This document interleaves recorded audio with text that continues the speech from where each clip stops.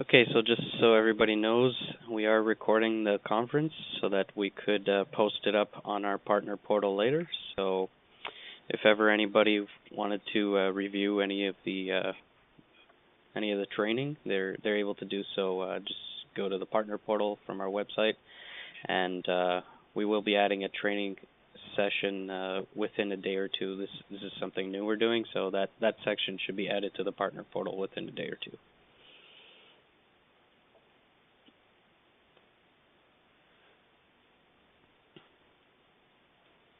Okay.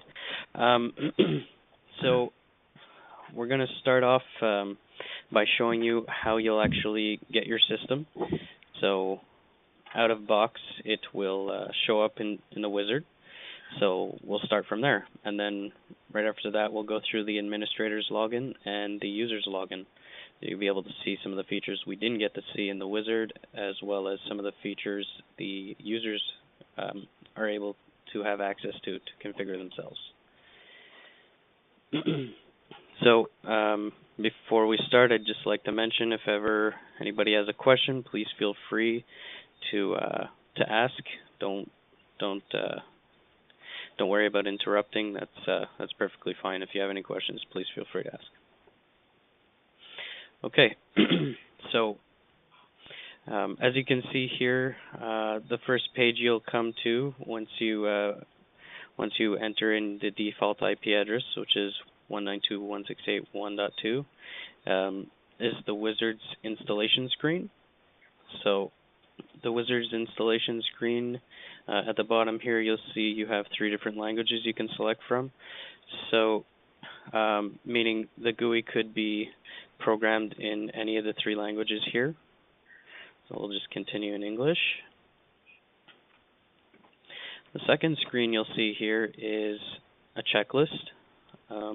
As you can see, all these first few check marks are solid, so they're not optional, but the last 2 are optional, but we'll leave them selected here so we can go through every one of these features. So the first page is the administrator's account. So this is where we actually put in the credentials that would be used later when the administrators to log in. So I'll just put something simple here. And we'll get a message here saying it's a little too simple. It's just a warning message to make our password stronger.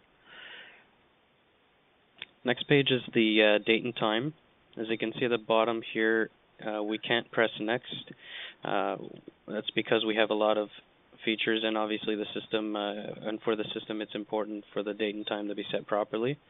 But you will notice that the time should be synced properly already, so the time should be good, depending on where you are. But otherwise you can set it manually here just below. Set your time zone and country settings as well. So once you've applied, you'll see the next button will be available to you. So next screen is the networking page.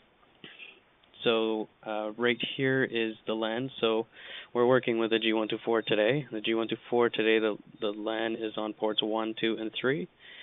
And then the WAN here would be on port 4 of your G124.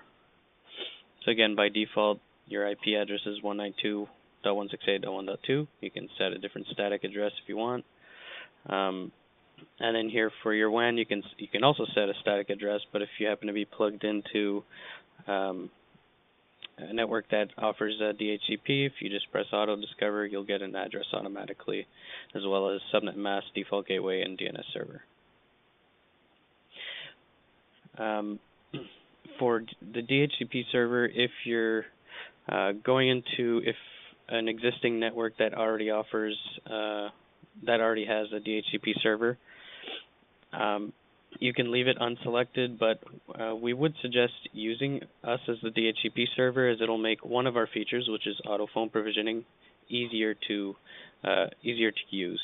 It's not to say that auto phone provisioning won't work if you're not using us as a DHCP server. It's just easier. If there's already an existing DHCP server in the network, you just have to go to the phone's UI and mention the IP address of your box here as the server for the config files the phones would need. So there's already a range here. You can set whatever you like, depending on the network settings. So we'll leave that as is now for now. But that's it for the networking section for now. But we will see some more settings and features later once we're outside of the wizard. So the next section here is the config user list. So this is where we configure our users. As you can see, we have 3 here by default. 6002, 6003 are our analog users by default, so that is FXS port 1 and FXS port 2. And then 6005 is our SIP user, our default SIP user. So you can add to here just by clicking the add button and continuously add all your users that you have, or you could, if you click the template button, as you can see here, you'll be given a download as a user template, and it's a .csv file, so you'd actually be able to open it in Excel, which I'll show you here. And if I just sort it for a second, as you can see, it asks you for some information here. So it asks you for the user's extension number he or she will use, the first name, last name, the language, so EN would be English, ES Spanish, FR French, for example, and then voicemail on or off, internal caller ID, external caller ID, name directory on or off, so that is to say if you want this user to be available in the name directory, and then his or her email address and cell phone number. So I'll show you why we ask for the cell phone number and email address later. But if you've done a little homework prior to going on site for the install, and you have all this information here, well, it would be as easy as coming back to this user list page, and when you're in the wizard on site, you can just import all that information there, and it'll populate the table with all the users that you gathered this information for.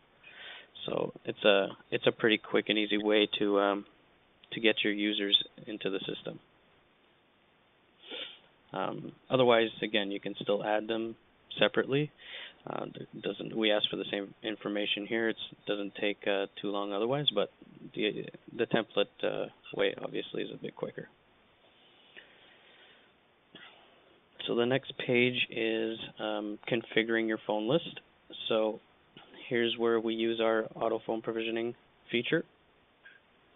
You can use a template in here as well. It would be a similar layout to the one we just saw for users, but it would ask you only for these 4 pieces of information here.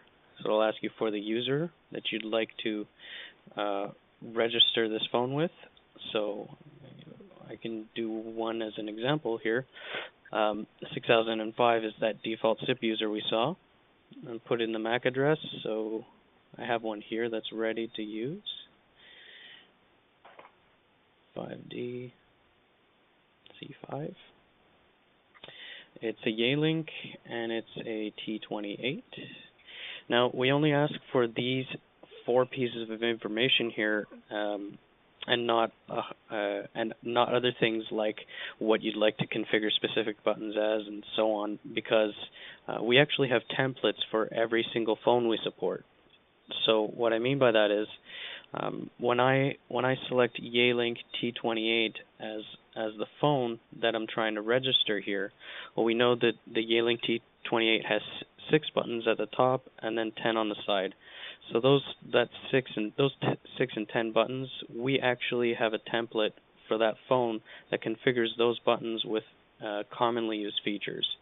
So we program the phone for you with commonly used features, and the idea is to kind of either tweak the template from there as to whatever you would like to see going forward for a T28, or you can use those templates, and then once you've completely configured it through the wizard, you can go in as the administrator and tweak it from there a little bit. Say, oh, you know what? I don't want a speed dial to my voicemail on button 3. I'd prefer to have, you know, BLF to a park room or something of that nature. But that's just to give you an idea as to why we ask for little information here to be able to register the phone. It's because we have a template for every model we support with our auto phone provisioning. We will go over that section once we're in the administrator section so that you'll be able to see exactly what I mean. But so you'd be able to do that. You add every single user here. In the drop-down list here, all the users that we had in that CSV file would actually be available here in the drop-down list, and then you simply add the MAC addresses, manufacturer, and the model number of your phone. And so that's it for phone provisioning. The next section is VoIP lines. So if we add a VoIP line here, we have 2 different protocols that's supported. And as you can see, there's also a provider drop-down list.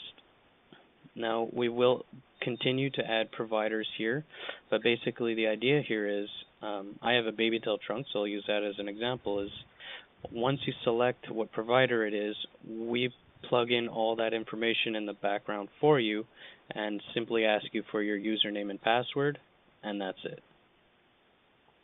So, I mean, obviously sometimes your provider might not be in this list. If that's the case, you can always let us know, and we can do some testing to be able to add that to the drop-down list, as well as even if it's not in the list, you can select other and manually configure it with the information that's required.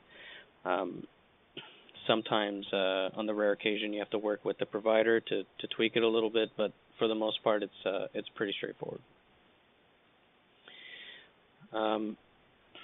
So with the BabyTel trunk I have, I'll just put in the username and password here.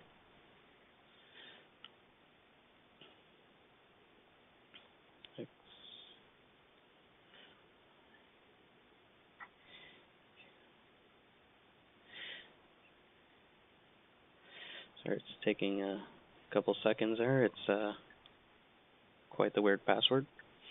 BabyTel. Okay, so and that's it for the VoIP line sections, and you can add more if you happen to have, you know, more than one provider, more than one trunk. Next section is ring group. It might seem a little out of order because we haven't done the incoming or outgoing calls yet, but I'll show you why in a moment. Okay, so if we were to add a ring group here, let's say the extension is 6010 and it's the support ring group. As you can see, we have 2 different ring strategies here. So we have a ring all and ring in order. So a ring strategy works with the ring time. So if we were to say ring all the extensions, well, it would ring all the extensions we put here. So as you can see, every time I add a user, another drop-down box appears if you'd like to add another. So I added all our default users here. So what it'll do is, because the strategy is ring all, it'll ring all these extensions for 30 seconds. If I happen to have it on ring in order, it would actually ring 6002 for 30 seconds, then 6003 for 30 seconds, and 6005 for 30 seconds. Now, if you happen to have, I don't know, 50 users and you don't want to add them one by one, and you'd like to add them all to a ring group, you can simply select the checkbox here, and that'll add every extension in the system to the ring group.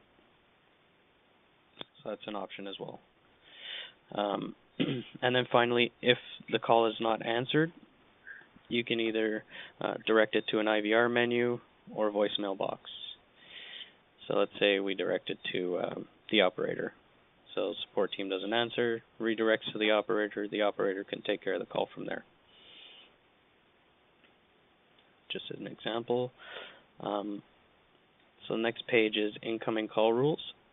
Now here's the reason why we asks you to fill out the ring group if you happen to want one.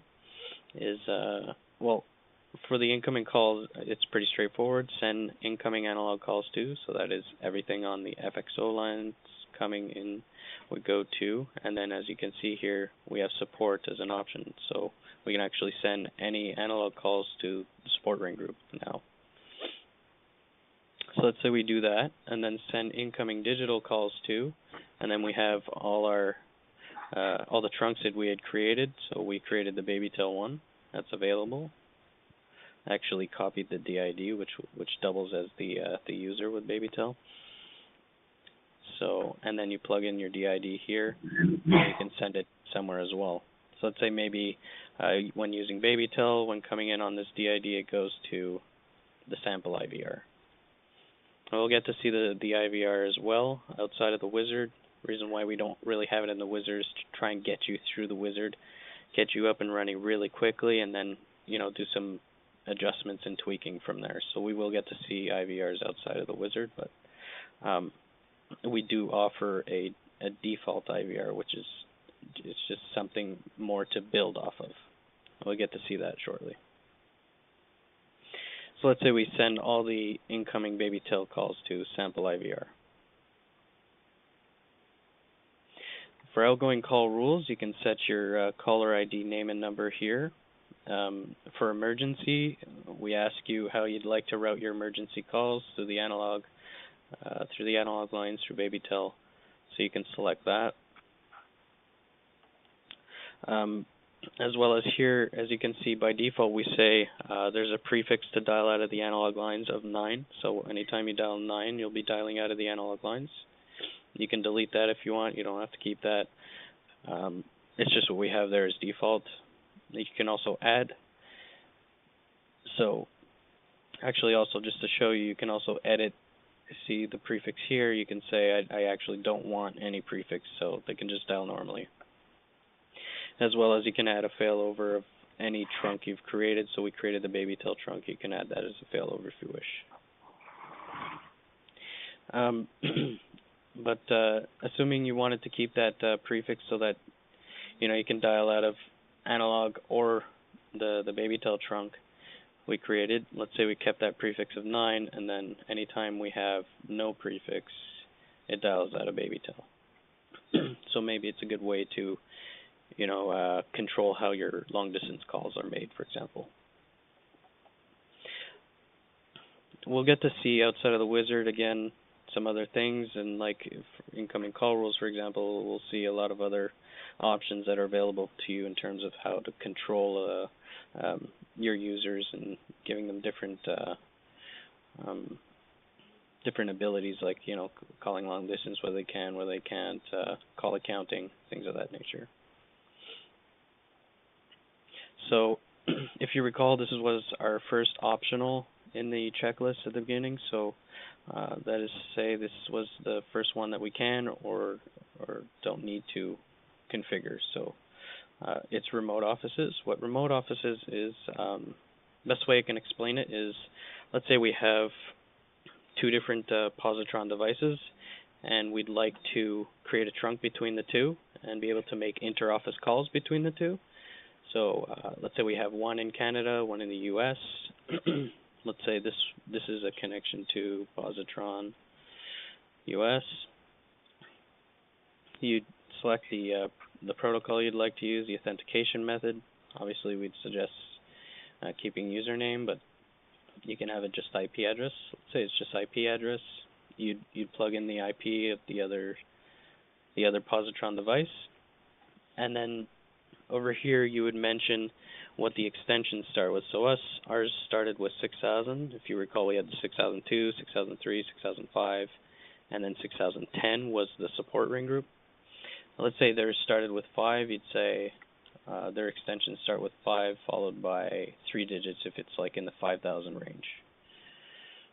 Okay, so then assuming nothing, assuming the ports are open between those two devices, of anything that might be standing in the way, such a firewall, for example, these two units will be able to have inter-office calls between each other once this trunk is created on both units. Rory? Yeah.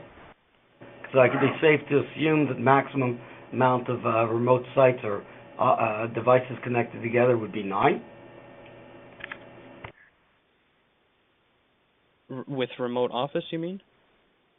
Yeah, through remote office, the maximum amount of positrons that could be connected together in a small community network would be 9, I guess, based on what we see over here. Yeah, because of the because of 1 through 9, you're suggesting? Well, that's what we're seeing. Is that correct to assume? Yeah. That's correct. Okay.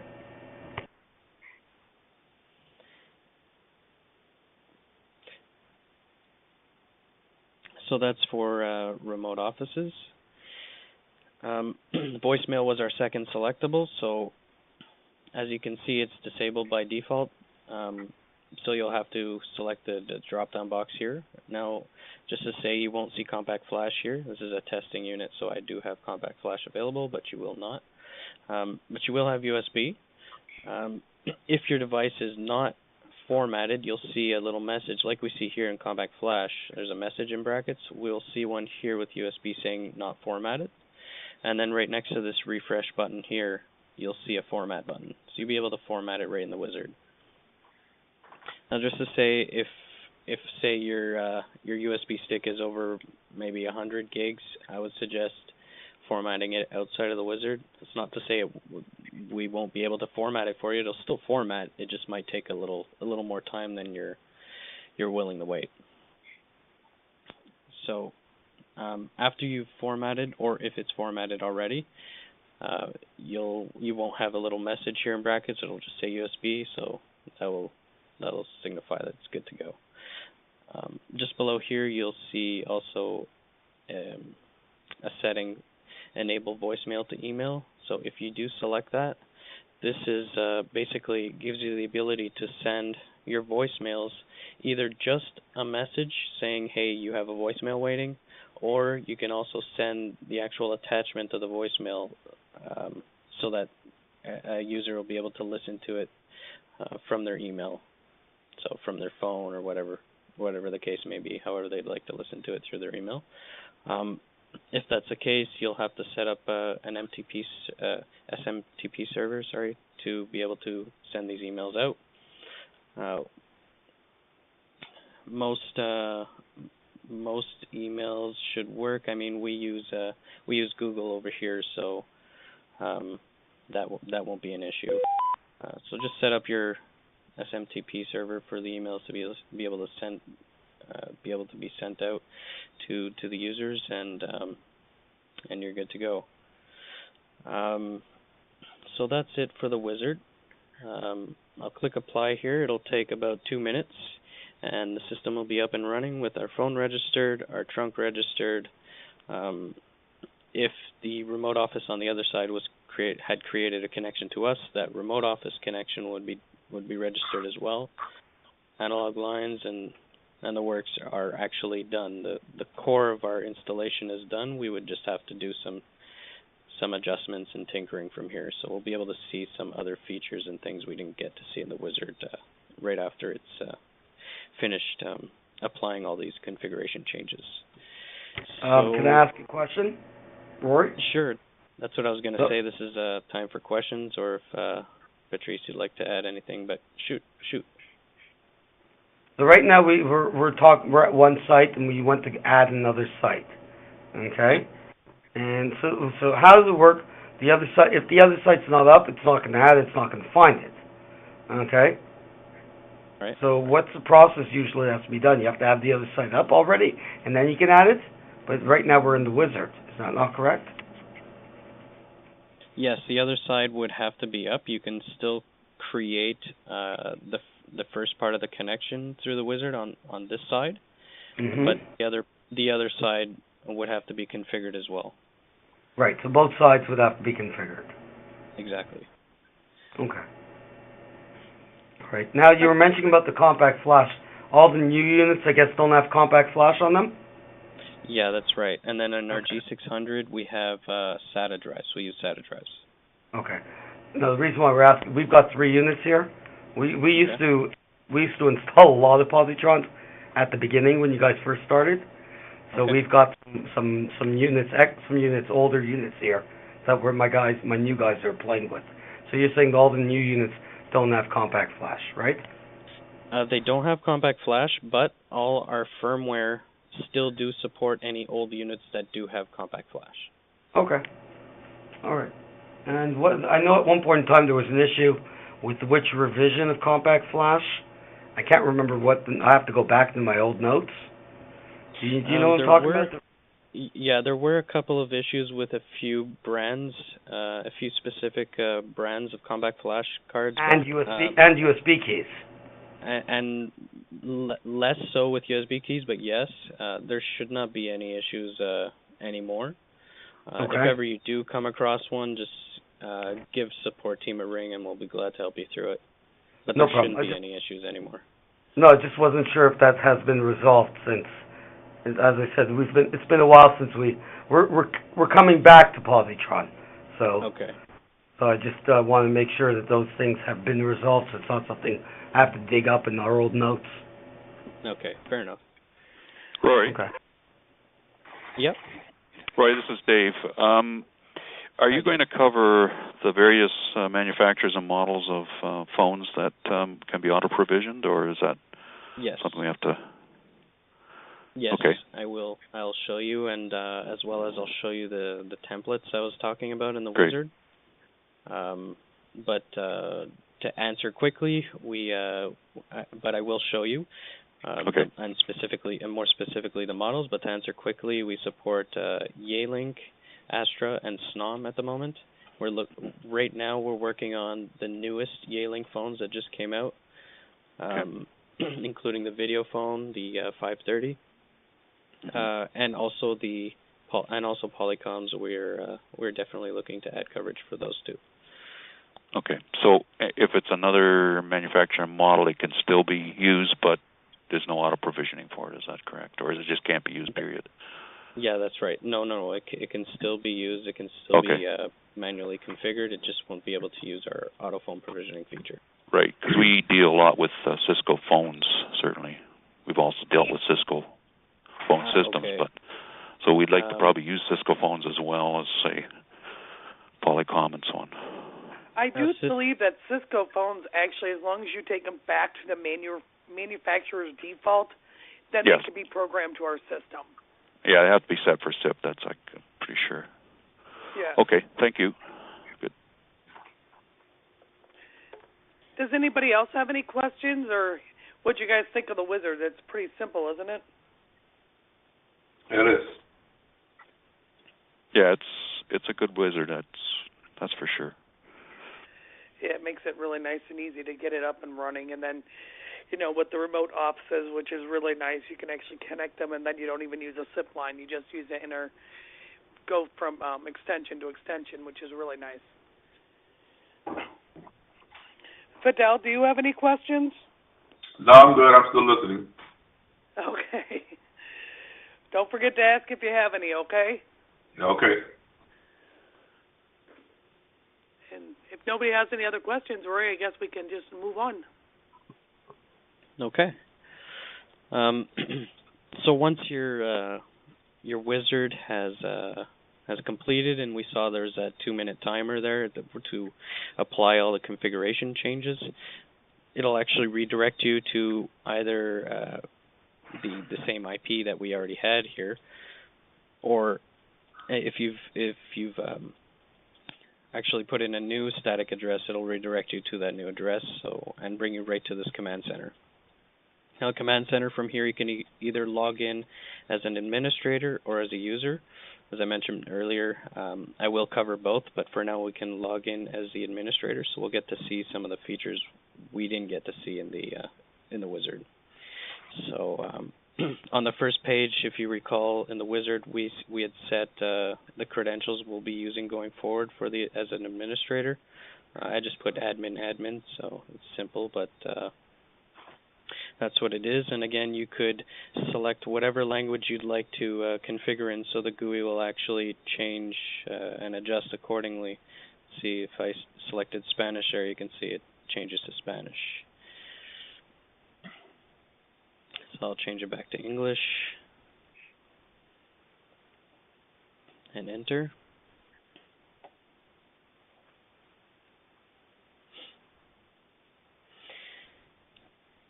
Okay, so on the at first when you log in, it'll bring you to the status screen. So you can see here we have our Babytel trunk is up and running.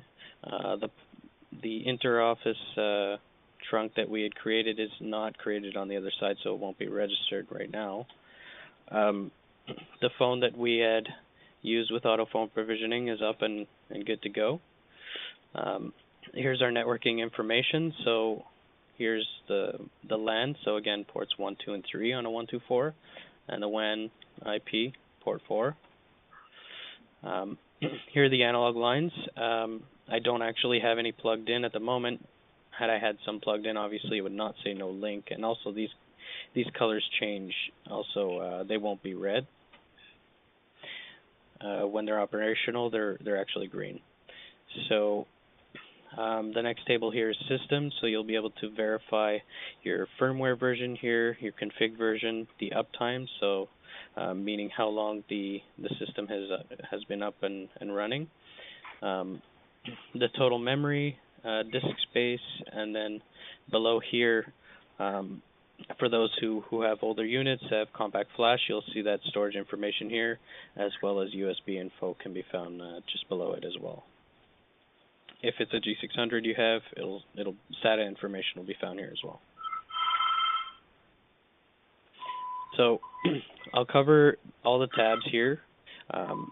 Some of the things we'll skip over as we saw in the wizard, and because they're basically the same thing, and just giving you the option to edit or change any of the settings you had applied in the wizard, but mostly just to show you all the features that you did not get to see in the wizard. So I will skip this one just for now until I cover the queues section. But under the status tab, we have the status page, which is this, and then the queues status, which you see here just for a second here. We will cover this as soon as I cover the queues section. So the next tab is diagnostics. And here's a couple of nice tools you'll be able to use with our system. Under the networking tab, this is just a simple pinging tool. So let's see if you're connected to the internet, google.ca for example. So we're able to ping out. And then just below here we actually have a good tool. It's a packet capturing tool. So if you select it, you can select the interface, so LAN, ports 1, 2, and 3, WAN, port 3, the IP address, and the protocol. You're looking to filter out if it's TCP, UDP, or if you don't mind having them all. You start, stop, and download, and it actually downloads as a PCAP, so you'll be able to open it up in Wireshark and take a look at the file. So that's a pretty useful tool. Under the console tab, we have, as you might know already, our system is Asterisk based, so this tool gives you the ability to see what's happening in the back end of your phone system. So nothing really will be happening at the moment because, well, actually, we don't have any calls happening or anything at the moment, but you'll be able to see that information in here. It'll populate in this table. The next tab is commands. So if you know your Asterisk commands, like if you go zip show peers, for example, you'll be able to see that here. You'll be able to use your commands here. So it'll output anything you might want to see by using Asterisk commands. The next section is logs. So we have quite a few logs available to you. The latest logs will always be at the top of the page, so you don't actually have to, scroll down all the way down. So the latest information will always be at the top. this is not live, so to speak, so you'd have to actually refresh to get new information. You have all these logs available to you, as well as the DHCP leases that you give out to all your phones or anything else for that matter. You can download all of these. So, for example, you might have an issue with anything, and if ever you do and you call the support team, we might ask you for a log, so you can simply just download them from here, and we'll be able to help you out using the information found in those logs. As well as, I mean, if you know your stuff and you can see what error is happening in any log, you can take advantage of using them in that sense as well. Under the System tab, so the administrator's account, if you recall, that's the first section we got to see in the wizard. It's just where you set the admin's credentials, so you can switch them up from here. If you want to change it completely, you can. This section gives you the ability to do so. The next section is maintenance. So a few things we'll go through here. The date and time we get to see in the wizard, so you can actually change up the time zone if you're changing the unit's location, for example, or if you want to change up the time. If it's off by a little bit or whatever, you can reapply that here. Now, firmware upgrade is the next tab. As you can see here, we have two different options. So we can do one using the HTTP radio here. So you just enter the link of where the file for the upgrade is found, or you can do a local. So if you've downloaded the file, you can just browse for it, upload it, and then upgrade. And I'll show you how to do both. So if you go to our website here, so you can see under partners, we have a partner portal. And just to say, if you're not a member of the partner portal just yet, our support team can help you with getting one, or the sales team can as well. You might even be able to do it right out of this training today. But if you do have access already, as you can see, we have quite a few things that you have available to you. We have application notes, so and we're always adding to these application notes, by the way. So this is just like really specific configurations that you're trying to do. Like, for example, if you recall, I said we will be adding more coverage for the new Yealink phones that are coming out for auto phone provisioning, but for the time being, we released an application note showing you how you can register it without auto phone provisioning for now. So just to give you an example. But we do continuously add to these application notes. We also have brochures and data sheets for every unit, frequently asked questions, the language packs and firmware, which we're going to come to right now to show you how to do the firmware upgrade. We also have manuals and guides for all of our units. Partner certification, the PC console, which is a nice application we have for our devices, presentations, and others. But to go to to get to the firmware. I was going to interrupt if you don't mind for a minute. Sure, go ahead. Thank you. I just wanted to see, I know, Dave, you haven't gotten access to the partner portal, and I'm actually sending that off now, so you will receive an email. But is there anybody else that doesn't have access to the partner portal at this point? I don't. Is that Ari? Fidel. Okay, Fidel, let me go ahead and look, because I think I actually did get you access to it. I will double-check that, because you would have received an email. If not, you'll get an email that'll just have a password on it, and your login is just going to be your email address. Okay. Okay? Yeah. Okay, At TelePlus, we've got 3 people out of 5, but Mark is in touch with Derek, and we'll get the other 2 people up by tomorrow. Okay, perfect. All right. I'm sorry. Go ahead. No problem. So there we go. Everybody's taken care of. You should have access to the partner portal shortly if you don't already.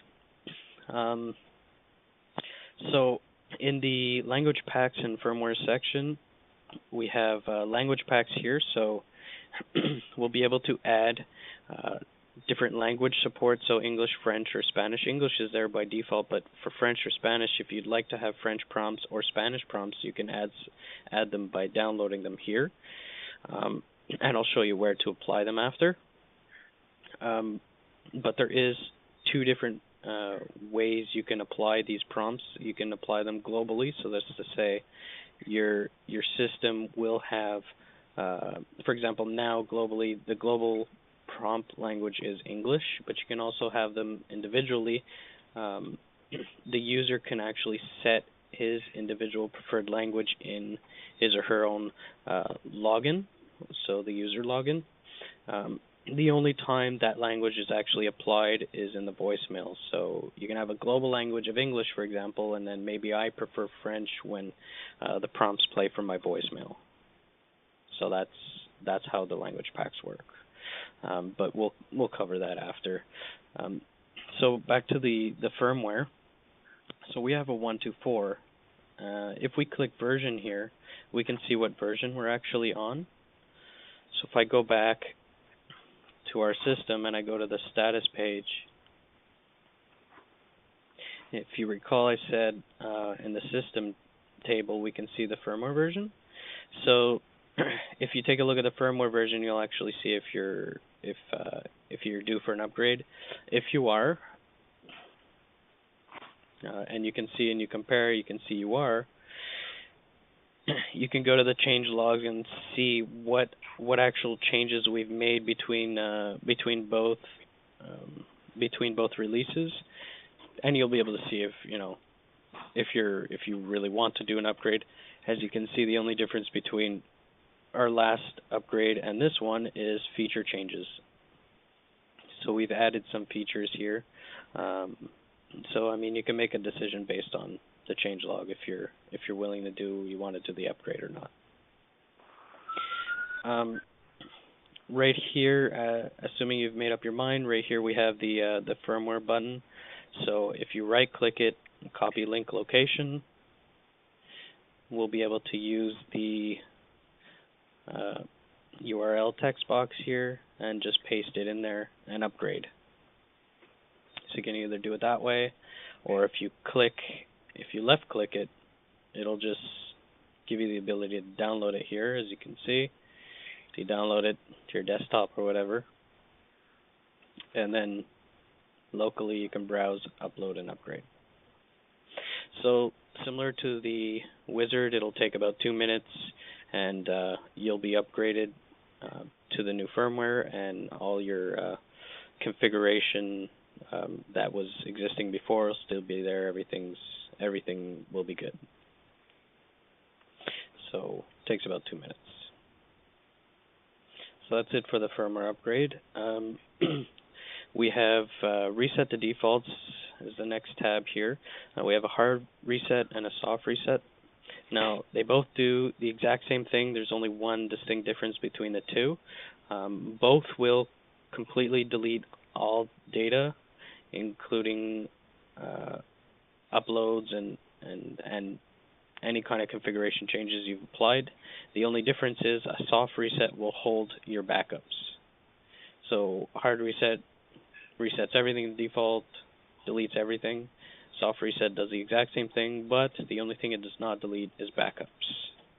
So all your backups here will actually still hold in the system. So that's the difference between the two. So next tab here, backups. You can actually create backups right from this tab. So I think we're the 30th today. Yeah. Okay. So October 30th, let's say. Press backup. And it actually grabs all the configuration changes you've done, throws it into a tarball, and it's done within seconds. So you can actually download this backup right to your local PC, and And anytime you want to apply any backup or go back to a previous state, you can do so using these. And just let's say in our example, I said we downloaded it to local. You can browse and re-upload it back to the system if it's not actually there. Like if you did a hard reset, if you recall, I said it would delete all of these. So that would be a way you can put it back. And then you can restore any of the previous states you've had before by just clicking the restore button. So one example I use, it's not the greatest example, but let's say you get a brand new unit and maybe I don't know, one of the FXO ports there's something wrong with it. So you send it back, we send you a replacement unit, no problem. But you've already done all these configuration changes. Let's say you've downloaded that backup that we just talked about. If you restore that backup, you can actually restore it on a new unit, and it would reapply all the configuration changes you made on the old one, and you'd be up and running within, again, 2 minutes time.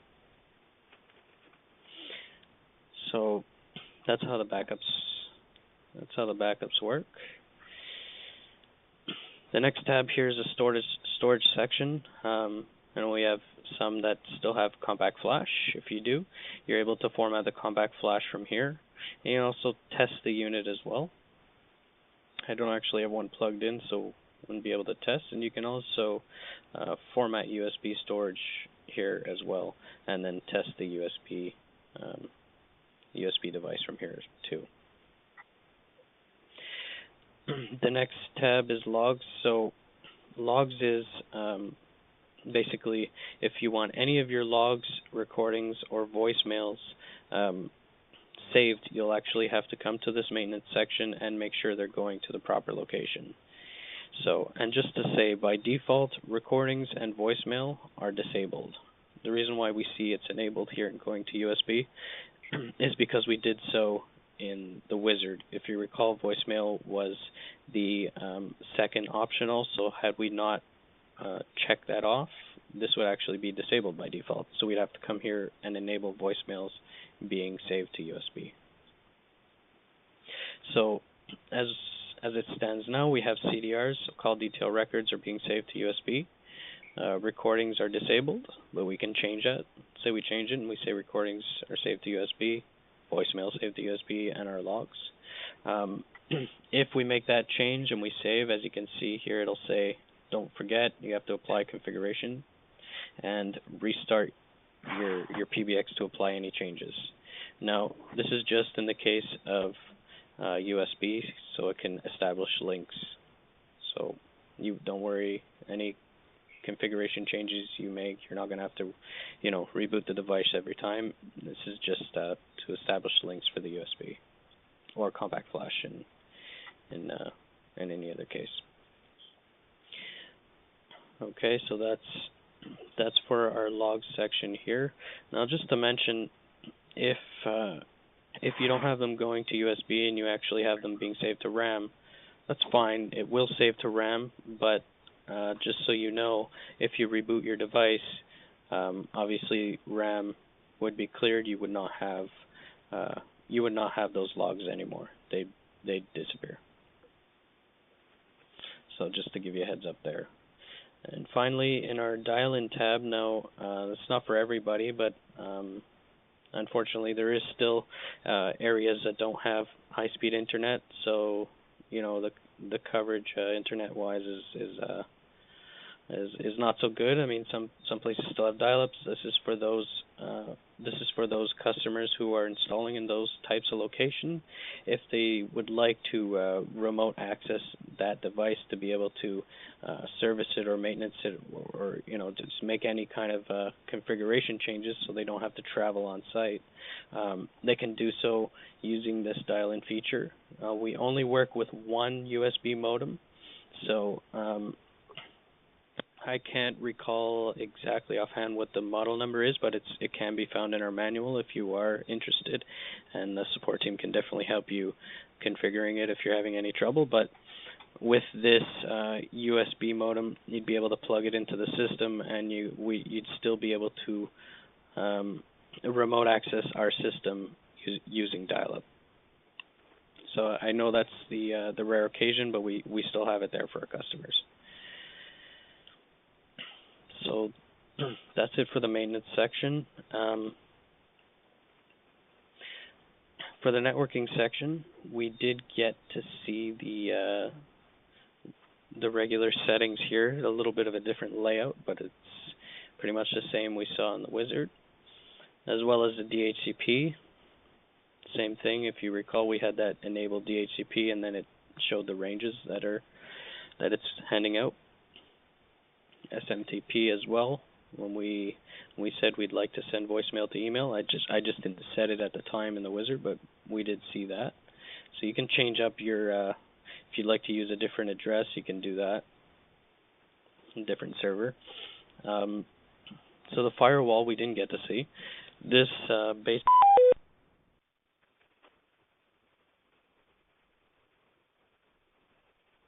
Hello? Everybody there? Hello?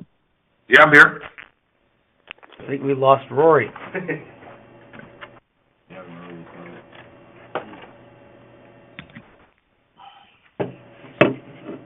Patrice? Brian? Is Rory there? Brian, I'm still on. I don't know where I'm here. Jack? Rory? Dave's here. I think I'm Ari's here. Holly Plus is here. This is Fidel.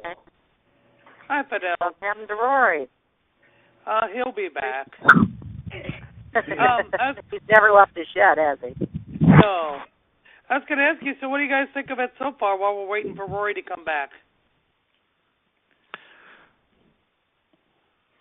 Think of the what? I didn't hear you. What'd you say, Patrice?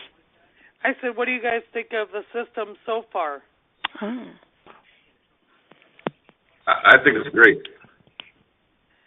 Is that Fidel? Yeah, that's Fidel. Like I said, I don't have any experience in this, but I think it's pretty neat. Oh, all right.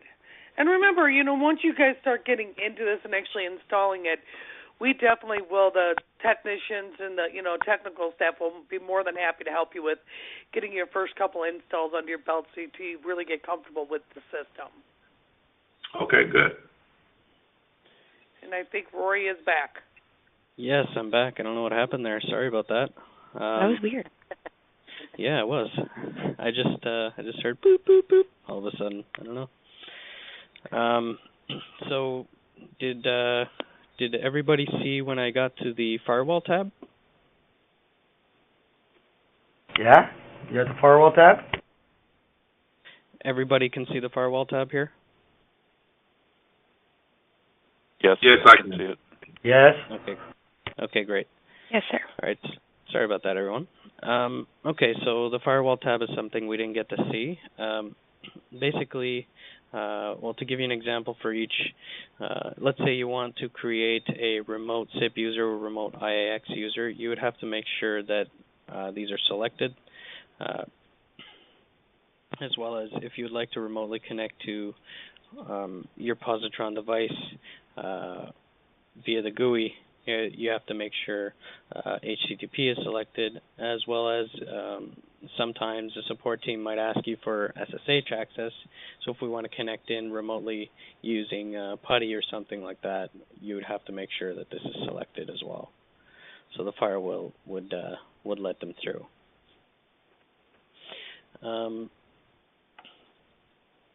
For the block IP tab here, this is a nice feature. Basically, as we know, there are hackers out there that are looking to get free anything. So, in terms of a phone system, what they do is they attempt to register as a user so they can make free calls, long distance calls, etc. So they'll bombard the system to be able to try to register as a user. Now, if they've attempted and failed 3 times or whatever is set here, that'll actually put them in the block IP list here. Okay, so anybody trying to bombard the system will be placed in the block IP section. Now, the one thing you can do, if you know, for example, you're creating a remote user, right? And if ever that remote user attempted to register and got the wrong password 3 times, for example, they'd be placed in this box below here in blocked IPs. Obviously, you wouldn't want that, so you can actually permit their IP address or permit a specific network, as well as you can block an IP or specific network if you notice some, some kind of activity going on that you're not feeling right about. You can add an IP in this section as well.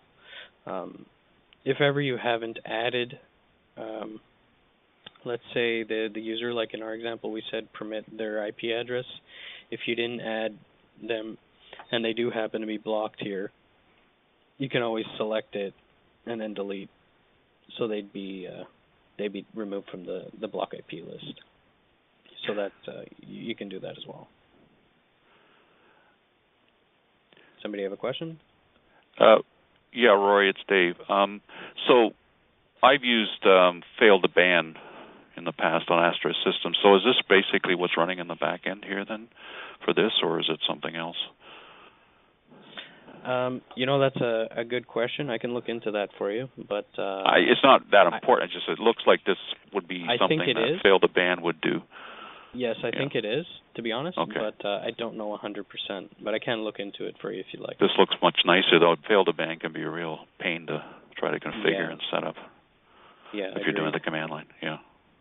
Okay. Would you like me to look into it for you? Yeah, it would be interesting to know, anyways, because I have, like I say, I've used fail to ban on other Astra systems, and it works pretty well, but can be really tough to configure properly. So. Okay, I'll look into that for you. No problem. Okay, thanks.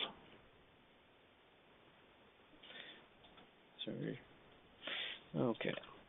So next tab here is a SIP RTP. So if you do happen to be creating any remote users, you have your port ranges here that you'll be using, your SIP port, so just be sure anything standing between the Positron device and your remote user is open, so like a firewall, whatever, these ports have to be open.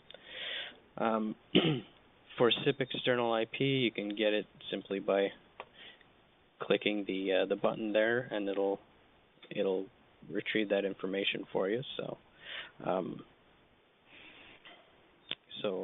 you can retrieve the external IP using that. These ranges that we have here by default should be just right. We used to have 10,000 to 20,000. We reduced it to 10 to 12,000. So this range should be good for opening up on your firewall. Next tab is services. So we have a services tab here. So if ever you want to just stop a service completely, so you don't want any kind of SSH activity going on your system, you can stop the service altogether. So, and then P&P and MDNS, for example, these two are used with auto phone provisioning with the phones we cover. So I guess depending on whatever phones you're using and provisioning, you can stop the other if you want to. That's always an option. And then finally, the HTTP port here, 80. If you wanted to change it from the regular port that's used, let's say you put 90, then you just simply have to put :90 here going forward. So that's available to you as well. So besides the networking section here, we have a couple more. So the IP routes here. So if you have different subnets you'd like to add, you can do so here in the IP routes table, as well as 3G coverage. So with 3G here, we have just one stick at the moment that we support. We're looking to add more coverage to the States first, I believe, with AT&T. But we will be looking into adding more. Basically, if you enable this, you can actually use a 3G stick as a failover. So use a cellular network to be able to access the internet to let's say keep your trunk up and running. So if ever your internet goes down, it fails over to 3G and you still have internet, trunk is still up, you're still making calls. Obviously, it's more ideal to use as a failover because it can be a little more expensive. But it's not limited to be used as a failover. You can still use it as what we call a mobile PBX. So in the case of, some places are hit hard with hurricanes, for example, they still need to use phones in not so good conditions. You'd be able to use a mobile PBX in this case, or like construction site, for example. Some construction sites obviously don't have access to internet. They still need to make phone calls. This is another useful implementation of a mobile PBX. Be able to put it on a construction site. So that's it for 3G. CDR here is our next section, so the call detail records. We've actually revamped this section a bit for, I know we have a couple here that are returning to Positron, so this might look a little different, but as you can see, we have all the ins and outs of any call, so incoming, outgoing calls. You could filter by extension. You can filter by disposition, so that is answered calls, not answered calls, busy calls, failed calls. You can even search specific calls, select the amount of entries here, and then finally you could change pages and even download the complete CDR, which you'd be able to open in a spreadsheet. As I know, there's some companies that like to do specific reporting, so they'd be able to download the complete CDR and open it in the spreadsheet right from here. How long is that reporting information carried for? Well, as long as there's space on your USB, it'll continue to be saved.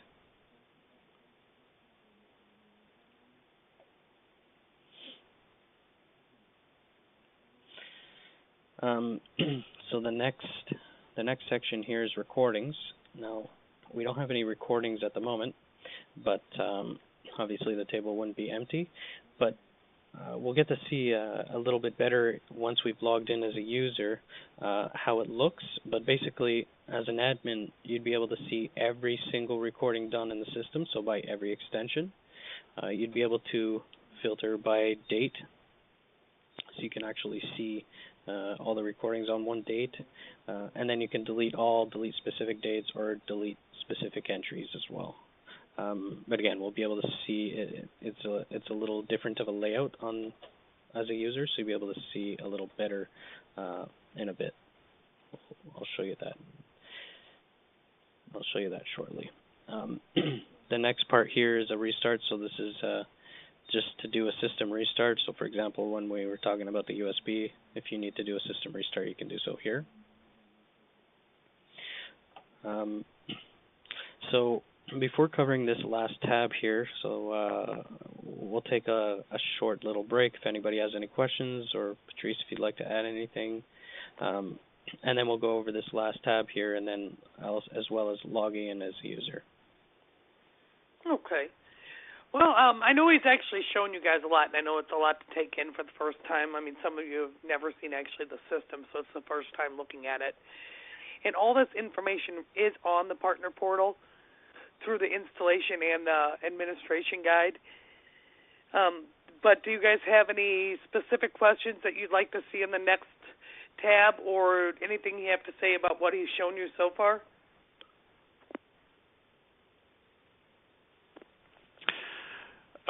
Yeah, can this appliance be used as an actual router firewall, as say a small customer site, small business where they don't have any other internet set up at the moment, or not internet, but network set up? So to be used as a firewall? Well, yeah, it's essentially a firewall. Obviously, you might have to have another switch there, but because it doesn't have, all the settings a regular firewall would. If we're talking about using it as a switch, for example, we can act as a DHCP server and give out addresses to all the phones, computers around in the network. So that's definitely a possibility there. Okay. So normally this would be deployed behind an existing router firewall on a network, typically. Yeah. Okay. Rory, can I ask a question? Sure. All right. So in the past, basically, when we used to deploy these, we couldn't use the switch ports on the back to basically give internet access to the PCs. Can we do that now, or the same applies as in the past? No, it still applies that you won't that they have to be separate in that sense. Okay, so basically on the head end, we go our DSL or cable modem to a I guess a router of some sort. One side to the Positron, the other side to the network switches for the PCs. Is that correct? Yeah, exactly. Okay. Now, if we still want, so one side to the Positron just for the act as a telephony server. So we still can go from the switch to the phones, and then from the phones to the PC, as long as it's not sitting after the Positron, right? Yes, exactly. And both exactly what you've described. I think there should be 2 or 3 diagrams describing the exact same in our manual, but you'd be right when you say that. Okay, I thought maybe you guys had resolved that some years ago. Okay, no problem.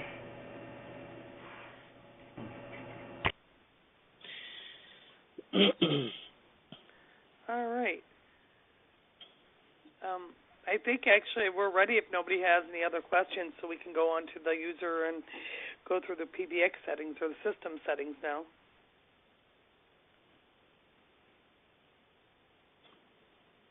Okay. So in our next tab, it's our PBX tab.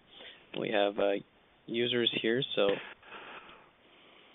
these are the users we got to cover in the wizard. So if you'd like to add more users, you can do so here. We also have user templates. So the reason why we ask for very little information when you're setting up a user, we just have a few fields here, is because we actually apply templates to every user. So we have 2 templates by default. We have an internal template and an external template. So the internal for internal users, external for external users. When we open up a template here, you can see there's quite a bit of information that's set on every template. So because we can do point-to-point video, we have the codec set, audio codec, are set, BLF, whether you want to enable it for the users in this group or not, call limits, music on hold, outgoing dial rules, and so on. The only difference between an internal and external template that we have here by default is right here in the first option rather. It'll say yes for remote extension, the other one.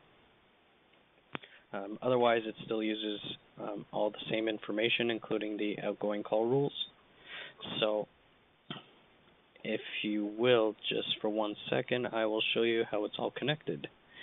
So if we go back to users for a second, this user is using the PTS internal template.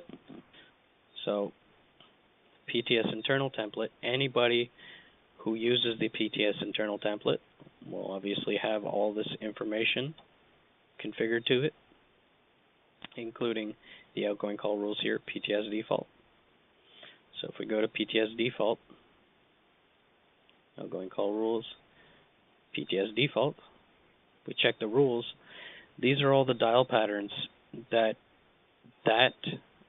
template can use. So meaning anybody who's been assigned that template can use only these patterns. Now these patterns are basically make it wide open. So basically any user can make any calls. Now you can restrict that if you like. You can delete these and start from scratch. I know the patterns might look a little intimidating if you don't understand them, but we do have a pattern generator, so you don't need to per se understand them if you don't want to, but they're also explained in the manual. So just to go through one pattern, create one pattern with you guys. The number dialed is, so let's say we'd like to restrict the user to local calls. So my area code here in Montreal is 514. So the number dialed is 514 followed by 7 digits. Generate. So it generates the pattern for you. So this pattern says the user can dial any 514 number basically. Okay. In the description we can say local calls. And how it goes out. So you want it to go out the baby tail trunk, let's say. And if failed, you can have a message here. I'll show you guys later how to create your own messages by recording. We'll cover that shortly. So for now, we'll take a default message. Please try again later. So if the call fails, it'll say please try again later. Now, assuming, as we said, all of these have been deleted, and this was the only rule that we have for now. What would happen is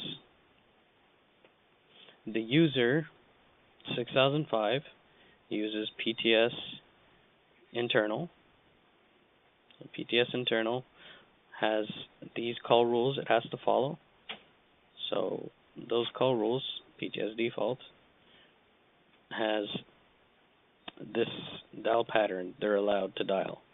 So basically what we've created is a template that's been assigned dial rules, and the only dial rules that template, so anybody assigned to that template is allowed to dial, is a local call.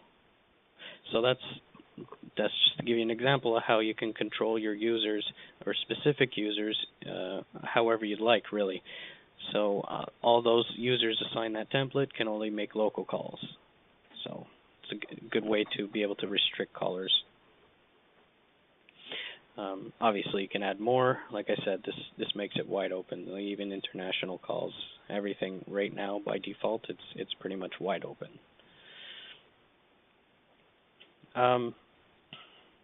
So that's it for users and user templates. So phone provisioning. We got to see the phone provisioning section here in the wizard. If you'd like to add more coverage, you can here, or sorry, add more phones, you can here too. But as for the templates, now we had a question earlier on all the phones we support. So I said we support Astra, Snom, and Yealink. In this template section, you can actually see every individual model that we support here, as well as you can view, like this, 28, not 38. The 28, this is the phone that we actually auto phone provisioned using this specific template. So if we view it, if you recall, I said we do the configuration of all those buttons on the side for you with all commonly used features. So these 10 buttons have been configured for you with commonly used features. So first one is speed dial to voicemail. Second one is DTMF to start a recording and to stop a recording for the third button, because our recording is on demand for this specific device. So the next one is a speed dial to a call pickup, a speed dial to a desk page, and then call parking for 6, and then BLF to all the park rooms that a call could be in. So again, these are commonly used features, so the idea is to basically register the phone as quickly as possible with commonly used features, and if you don't happen to like how it's provisioned, like you can change a few buttons if you want. Go to the actual phone you've provisioned, come down here, and select any feature you'd like from here, and you can just tweak, do some minor adjustments from here. But again, the idea was to get the phone register quickly. You can make incoming, outgoing calls, and then for the button features on the side, you can just tweak after. Now, just one more thing on the template, though. If you don't happen to like everything here as values, you can actually change it so that going forward, this template doesn't configure the following 10 settings. You can actually configure it so that, let's say, button 3, maybe button 3 uses something else, right? So you can just copy it and add a new one, and then going forward, it would if ever you added another T28 in our example, it would add the template you've created. So that's how you can add your own template coverage if you'd like to. Sorry, just one moment. Take a drink of water here. I have a question for you, Rory.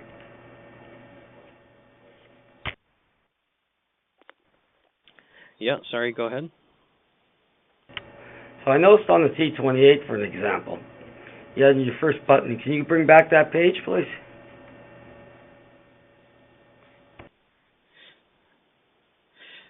The T28? Sorry, I just got an email saying that somebody can't connect, so I was just looking. Yep, go ahead. So the first button, speed dial to voicemail, line 1. Yep. Okay. On the T28, you have a button. You actually have a message button that lights up when you have a voicemail. How can we make that button light up and that being the voicemail collect instead of creating a speed dial to it? That's actually set by default. So actually, we should probably change what the first key does, but it's actually set by default to 6050. So we've programmed that for you. We've programmed that key to go directly to what our default extension, to the default extension we use for voicemail. So as soon as you press that button, it'll actually dial 6050 and to the user's voicemail. Press which button? You're talking about the message button on the screen, exactly. Or okay, exactly. The message the one button next to the keypad, next to the headset button, right? Yeah, exactly. Okay.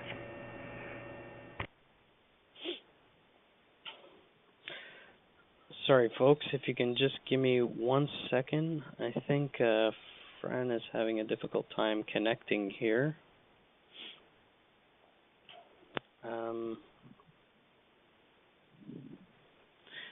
Okay, sorry, just one moment.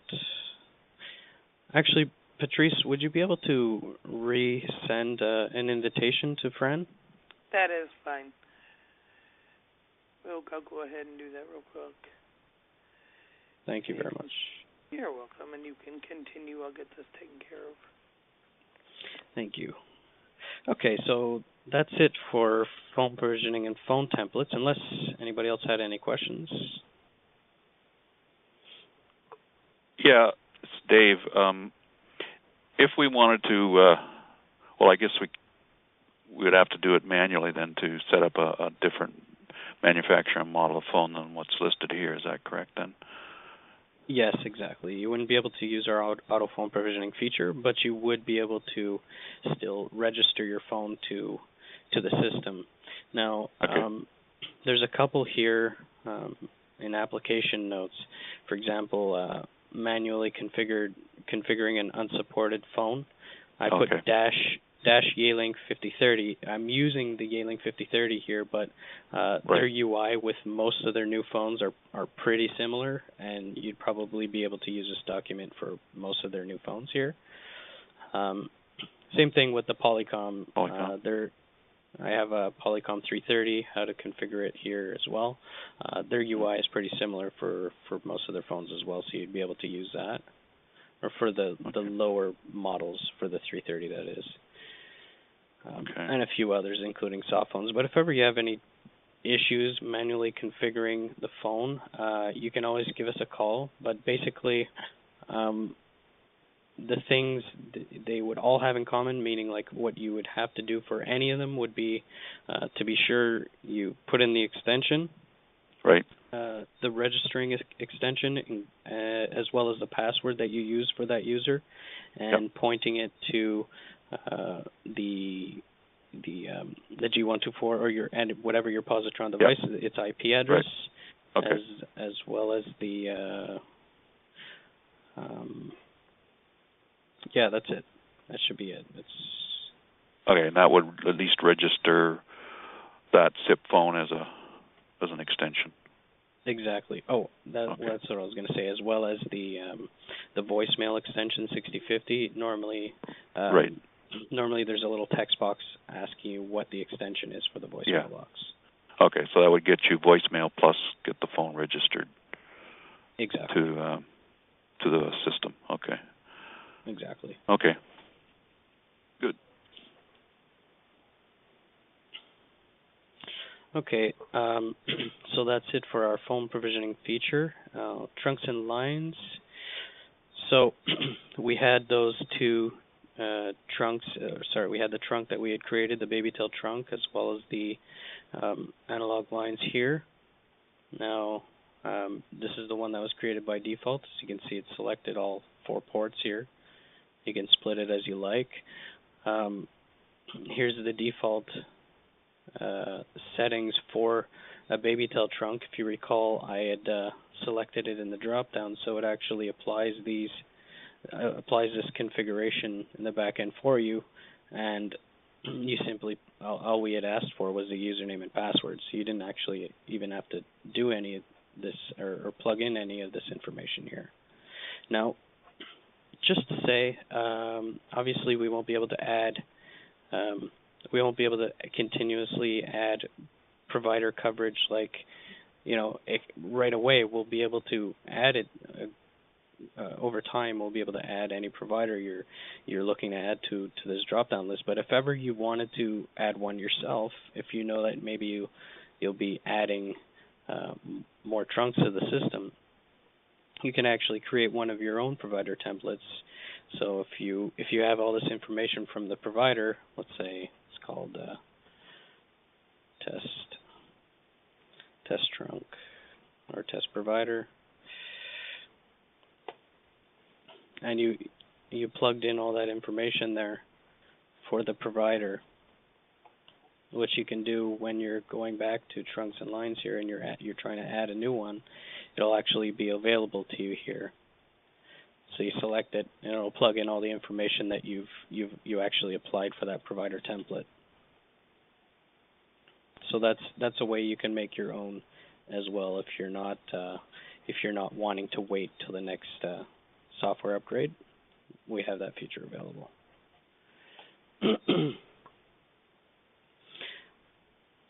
So outgoing line groups here. This basically connects to the outgoing line groups, connect to the trunks, okay, or analog lines in the first case there. Basically how that works, outgoing call rules. So if you recall, we created that rule, local calls. So local calls uses the BabyTel group, so connects to the BabyTel trunk.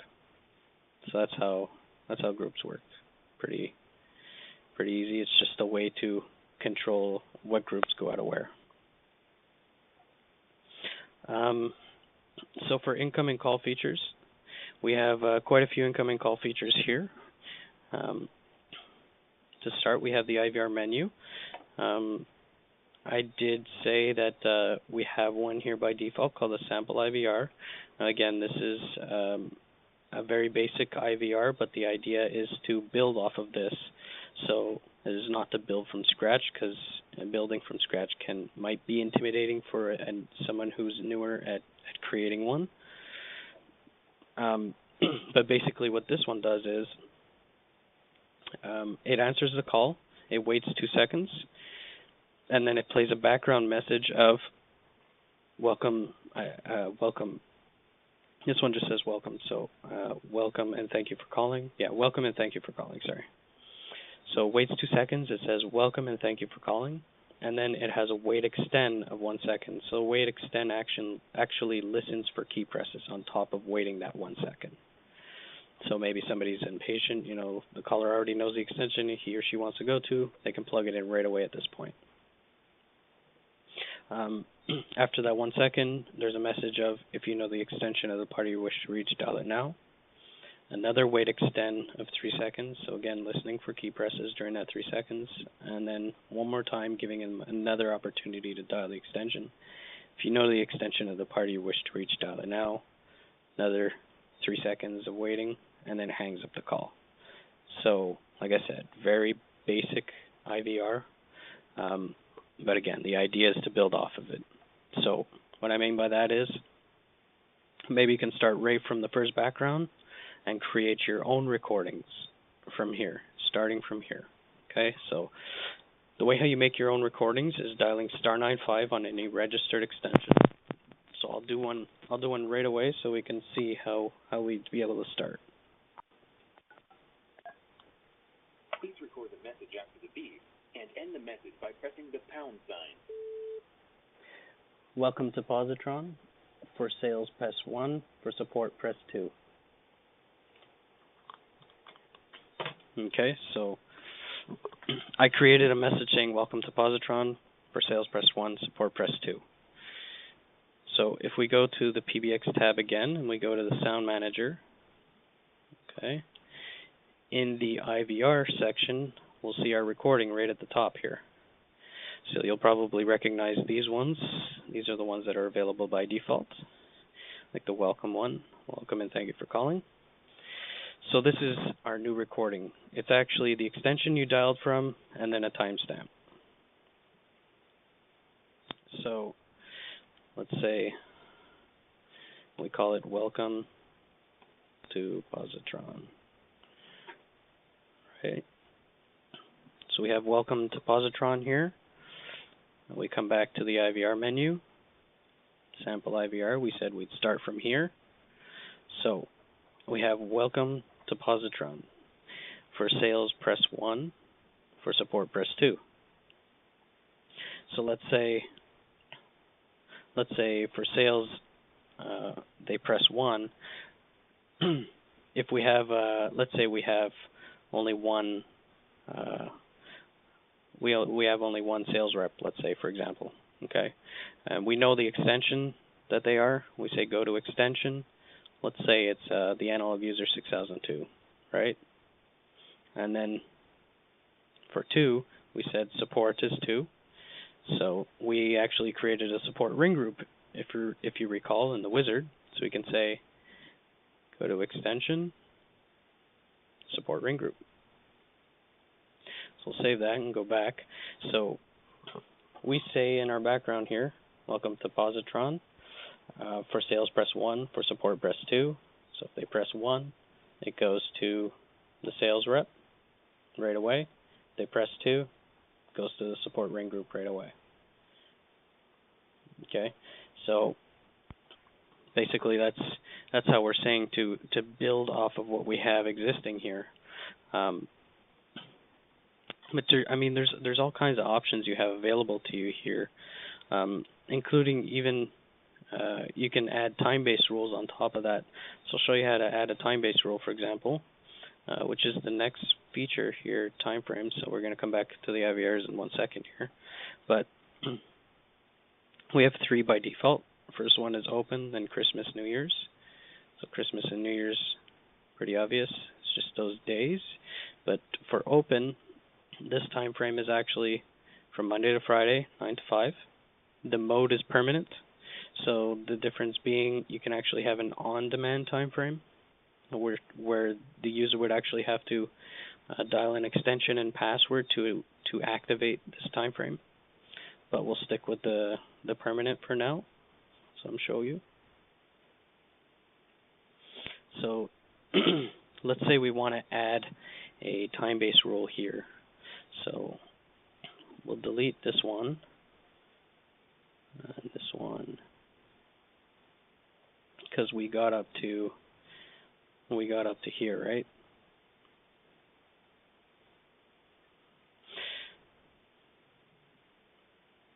So for the time-based rule, we can say go to time-based rule, open, right? We'll add a label here, and if you just give me 1 second, I'll show you how this works.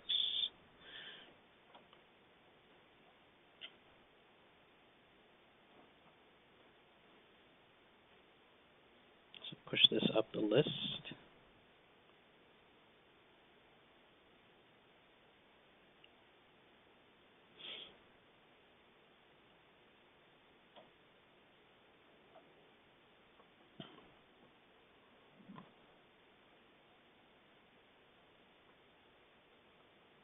Okay, so basically how this works is the call comes in, it's answered, it goes straight to a time-based rule. So open is between 9 to 5, Monday to Friday. So if it follows this rule, we're saying go here. So here is sample IVR, so we're in the sample IVR, the main menu, so we're in the main menu, and then the open label. And all separated by colons, by the way, so you can differentiate. So here's the open label. So the call comes in, it's answered, goes to the open time-based rule. So is it between Monday to Friday? Is it between 9 and 5? Yes. Okay. So then we're open. Go here. We're open. Skips to here. Waits 2 seconds. Says, "Welcome to Positron. For sales, press 1. For support, press 2." If the call comes in and it falls on a Saturday, let's say, well, it's closed. So it goes right to the next step here. So it's not to follow this rule because it doesn't follow under open hours. And the next step is leave a voicemail for the operator. So it falls under closed hours, leaves a voicemail for the operator. Operator comes in the next morning. He or she could, deal with the calls. Falls under open hours, directs you right to the first message, which says for sales press 1, for support press 2. Okay, so that's how you can use the time-based rule, the permanent time-based rule in your IVR. If you wanted to use an on-demand time-based rule, let's say, like the example I use is, let's say you have an operator who has staggered start times or different lunch hours. Let's say he or she goes out sometimes at 12, sometimes at 1. They can actually put this time-based rule in effect here, right where it says answer, and the only time it'll actually be active is when they dial in that extension that I showed you and the password. So they dial in that password. They're going out for lunch now. They dial in the extension, dial in the password. Now it'll go right to his or her voicemail so that he or she can deal with the calls as soon as they're back from their lunch. As soon as they come back from lunch, they deactivate it. Now it starts going right here as if it's open again. So that's how you can use the on-demand one. Okay. Obviously, there's many other things you can do in here.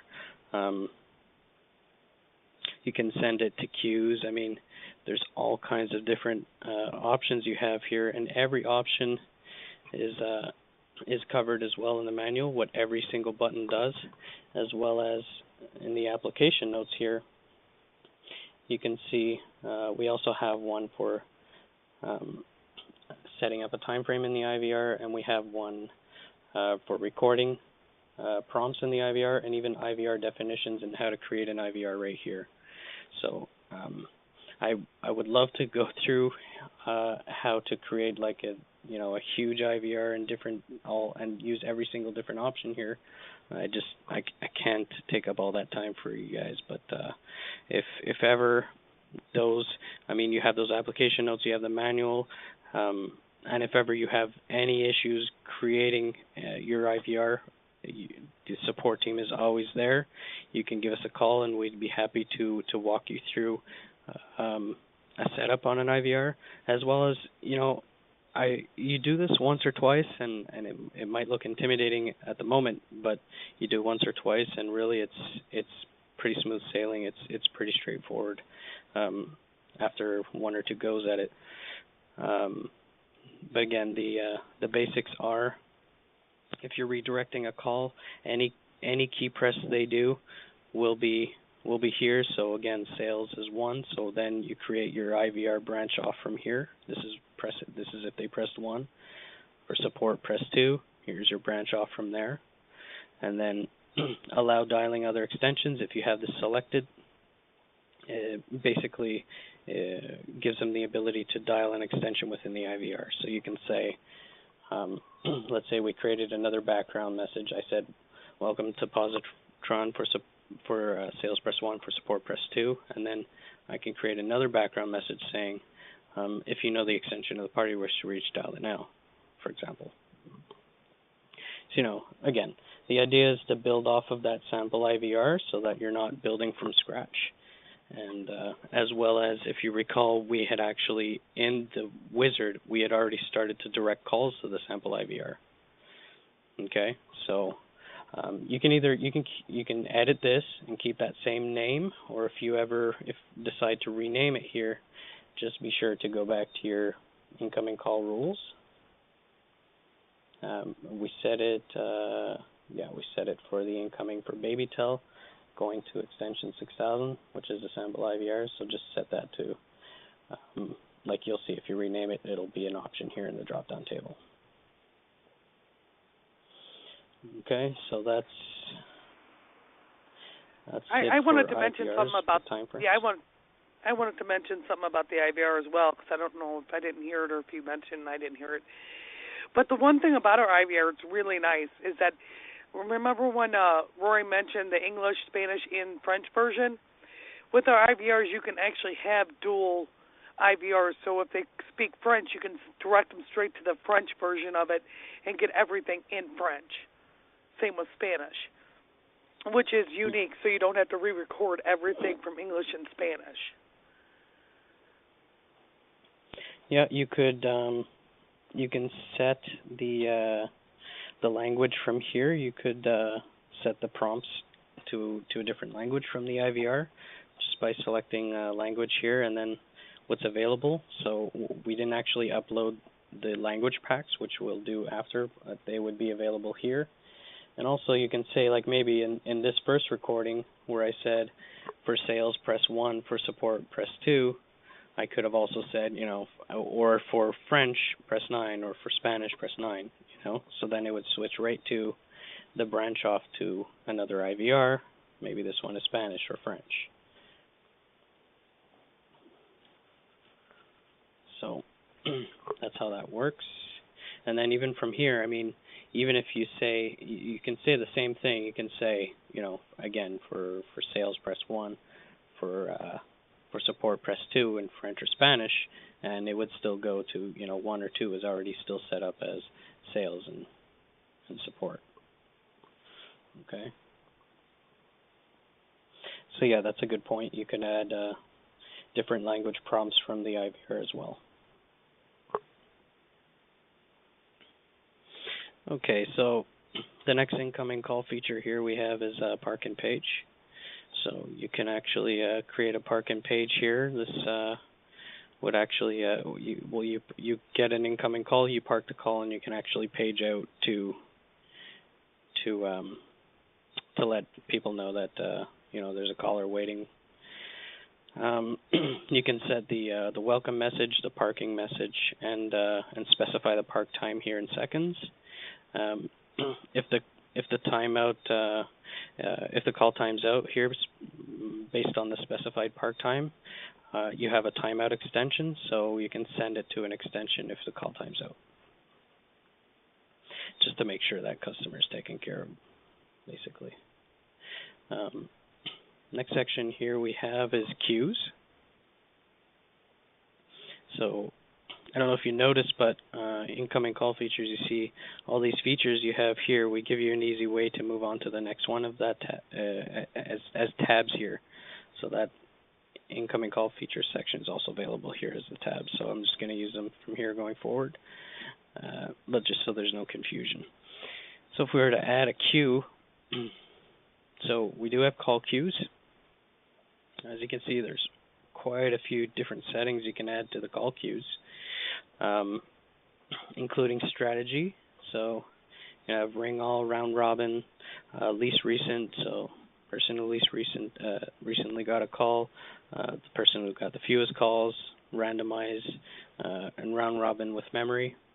You can set a pickup announcement, so you can use any of the default ones, or again, as we did with the IVR, you can use the star 95 feature, record your own, and it'll be available here in the drop-down menu. The maximum amount of callers allowed in this queue, 0, as it says in brackets here, is unlimited. If a key is pressed, it sends the person to sample IVR. If there's other IVRs we had created, they'd be available here in the drop-down list too. So maybe you want to say maybe you want to say in the pickup announcement, like, hey, if this is an emergency, press something, and whatever that key press is, you can send them to an IVR, maybe called, emergency queues or something like that, and the call can be taken care of outside of the queue, just as an example. You have the ability to set whether you'd like people to join if it's empty, if you want them to leave when it's empty, ringing each agent. So this is specified in seconds, wait time between agents, so 1 second of wait time. You can change all this, but this is specified in seconds here. If you select this would still ring agents that are on a call. If you select this reports the hold time, so it'll say like, X person has been waiting X amount of time. So that, by the way, this is reported to the agent. And then here, the announced position, this will announce to the caller what position they're in the queue, and whether you want to announce the whole time to them. That's selectable here as well. To play in the queue, we have a default music on hold. It's very basic music on hold that loops. So if you want, you can change that. I'll show you the Sound Manager section soon, where you'd be able to add more music or anything you'd like for that matter. You can even select audio in. Maybe you have an iPod plugged into the audio in port of your G124 that's playing music, You can even have maybe your own record, or the customer's own recording that basically has promotions and information and things of that nature.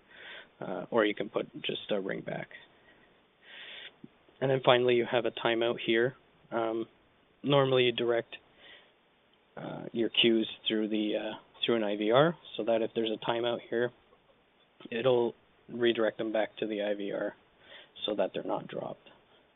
But just to come back here to the status queues, so this is the status of a queue.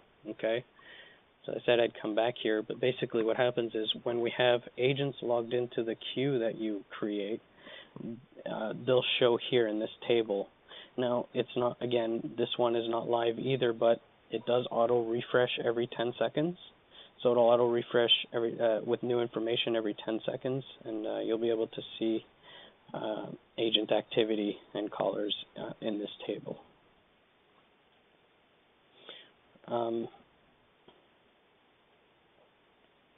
Okay, so that's it for queues.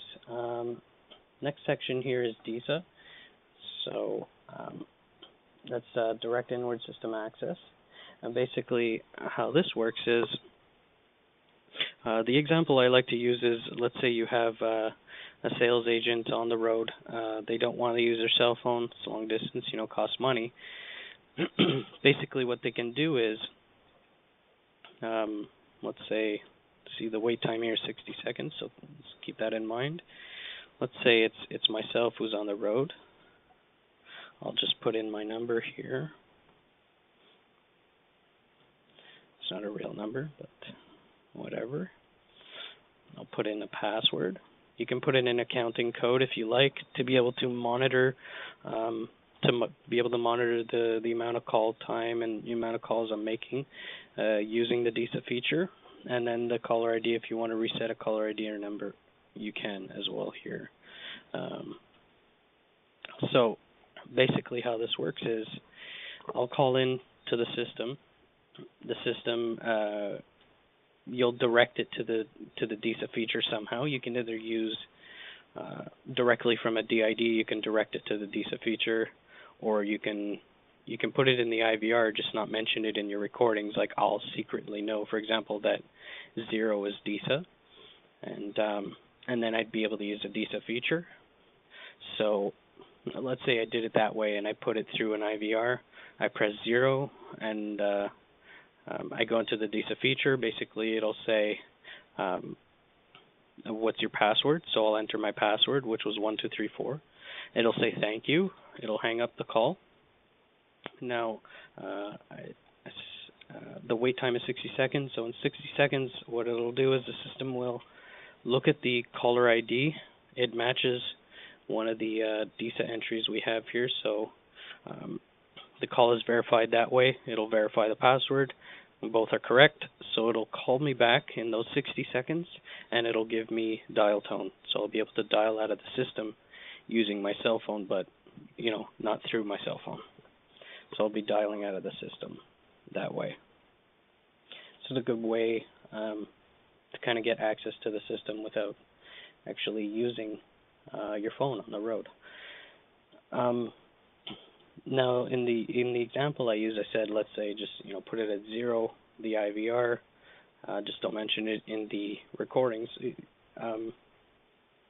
You don't have to do it that way. You can, like I said, you can do it from DID, pointing it directly to DISA. But let's say you do and a customer presses it. Well, not to worry, they can't actually access it because they don't have a password, right? But just make sure to put in a good, strong password there so it's not accessible if you do so happen to put it through the IVR.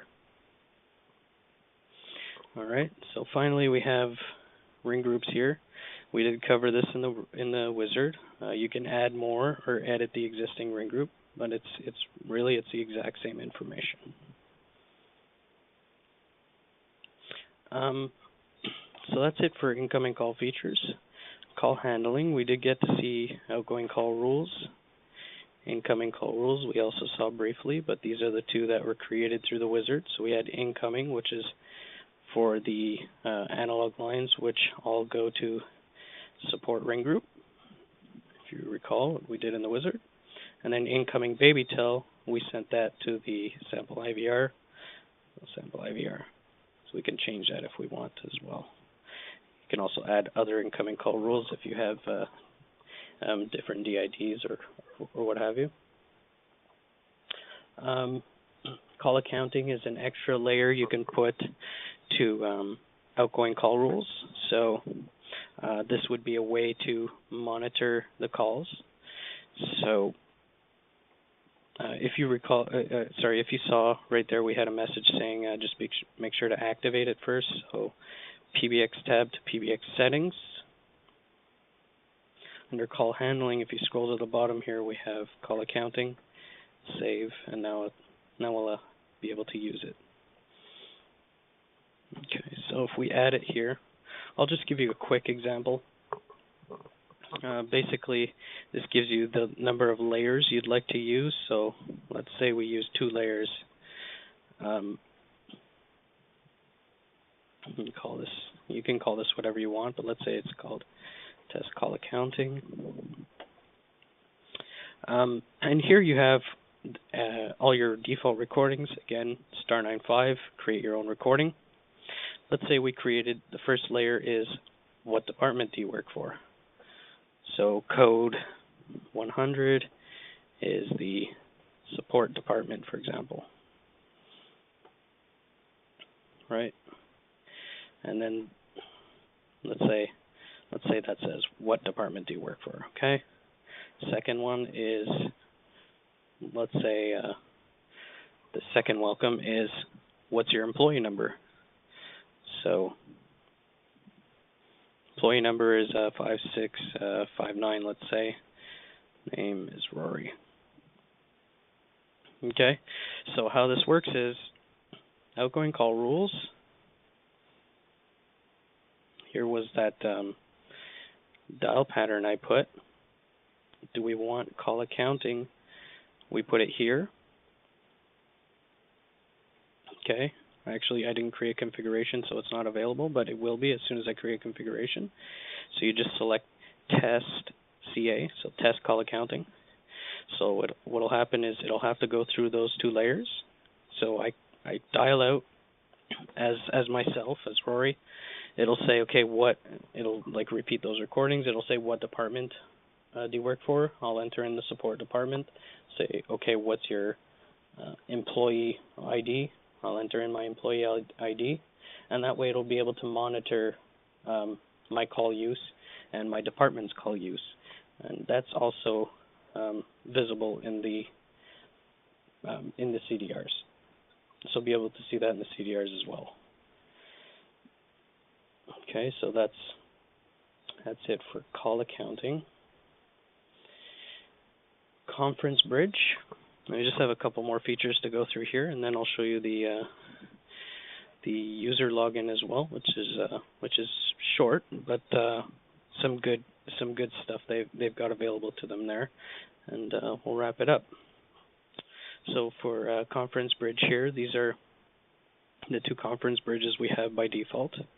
Now, if you see, if I were to add or try to add another one, it'll say maximum number allowed is 2. So you can change that. If you go to PBX settings,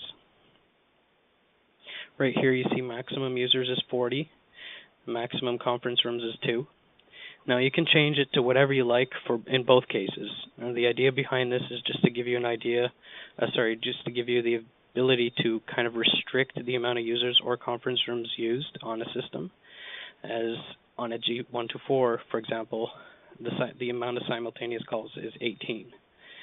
So this gives you an ability or type of control to be able to limit the amount of users and conference rooms used to make sure that you can try to keep them to a lower amount of simultaneous calls. Now, just to mention, we are working on upgrading the hardware on a G124, so the amount of simultaneous calls will change, as well as maybe some other features will be upgraded as well. Perhaps recording might have a different option to record all calls. That's up in the air at the moment, but just to give you a heads up that we will be changing our hardware shortly on the G124, so simultaneous calls will get a bump. All right, so assuming we had changed that to 3, let's say this was our new conference bridge, so you can set whatever extension you want here, the name, the PIN code, so this is for users, and then the administrator. So obviously they have different abilities, like you can kick a user, for example. Announce callers, so if this is selected, basically when you come into the conference, it'll ask you like who's calling. You repeat your name, which it records, and then it'll announce you as you're coming into the conference. It'll say Rory is entering the conference, for example. All right, and then the music on hold here, if you're the first in conference, this would be what plays. So that's how the conference bridge works. The remote offices we saw on the wizard. You can add another remote office in this section or edit the existing. Now the sound manager we didn't get to see. Sound manager here has 3 tabs. The music on hold. So as I said, you can add other music on hold in this section here. And this is just that basic music on hold we have that I mentioned. That's just basically a loop.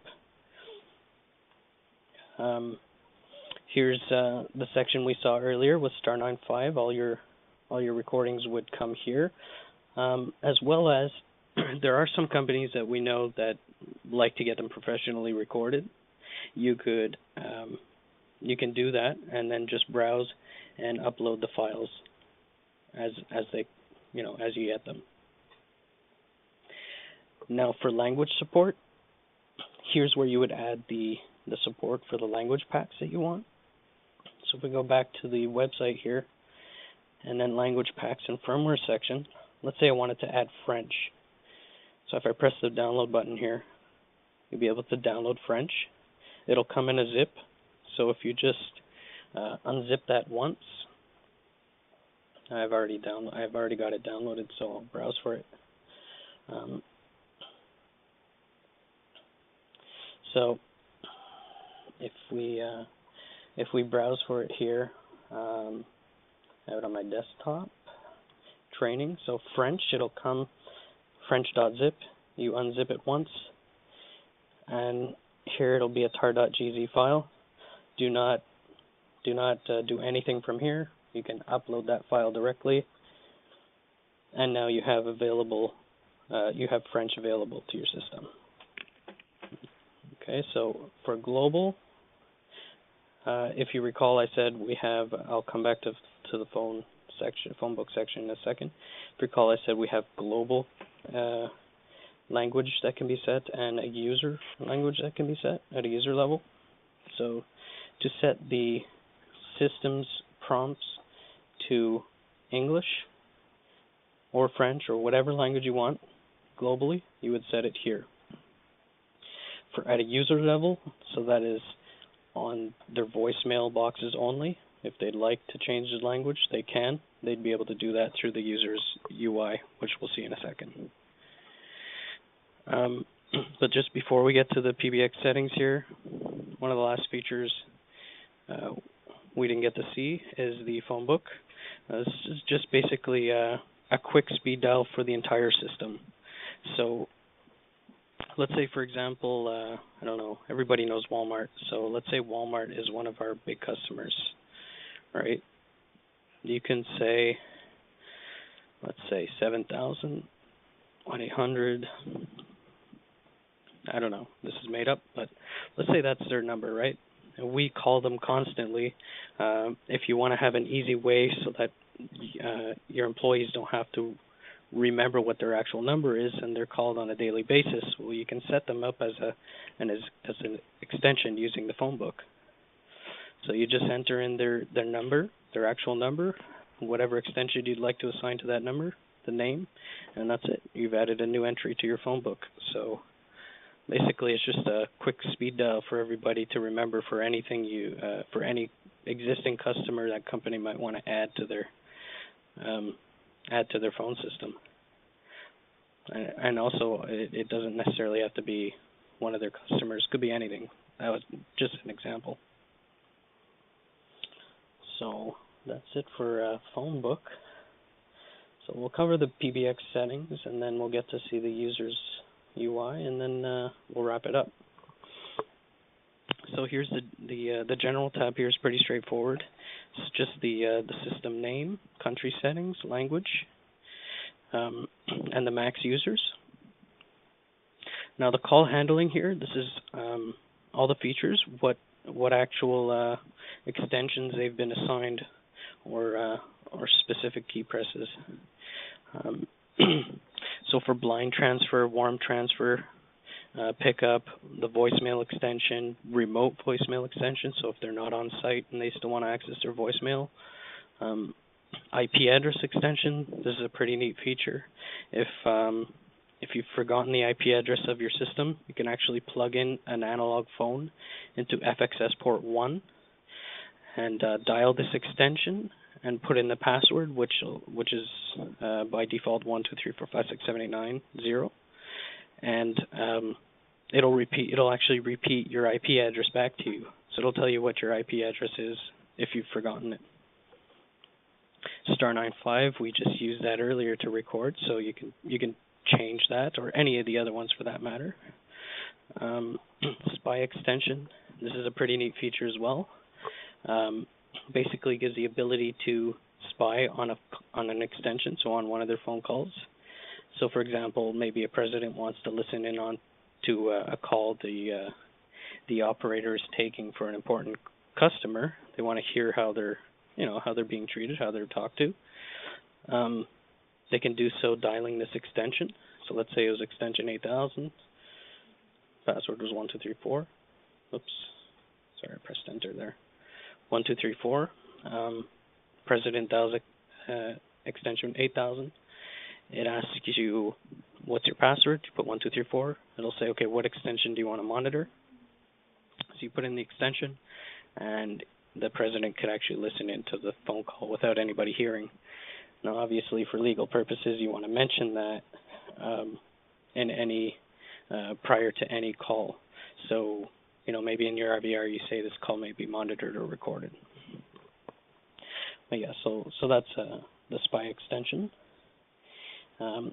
The audio in extension here, star 97, is just to listen in onto whatever is playing in your audio in. So if you've plugged in that iPod, like I mentioned as an example, maybe, I don't know, maybe you want to make sure the music is clean, no swear words or something like that. You can do so by pressing star 97 in any phone, and it'll actually play in the receiver what's playing on the iPod.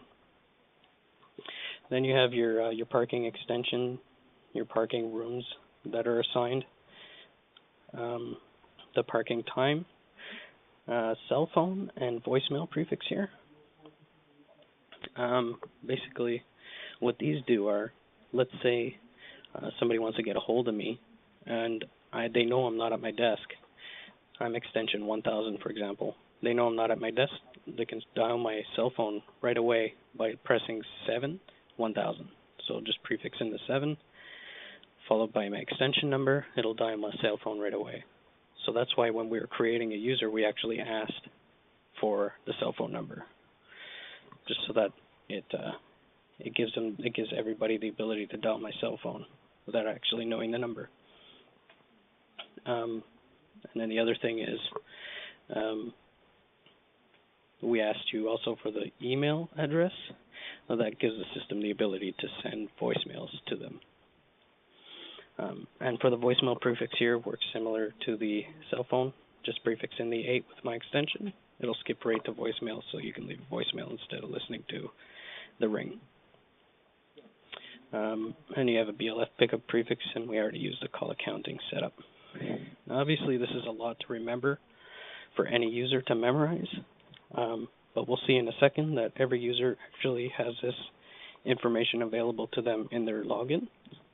So it's kind of like a cheat sheet. They won't be able to set any of the extensions, but they'll be able to see what they're set at currently, and it'll update if ever the administrator changes this. Let's say to 6052, they'll see 6052 right away as soon as they log in.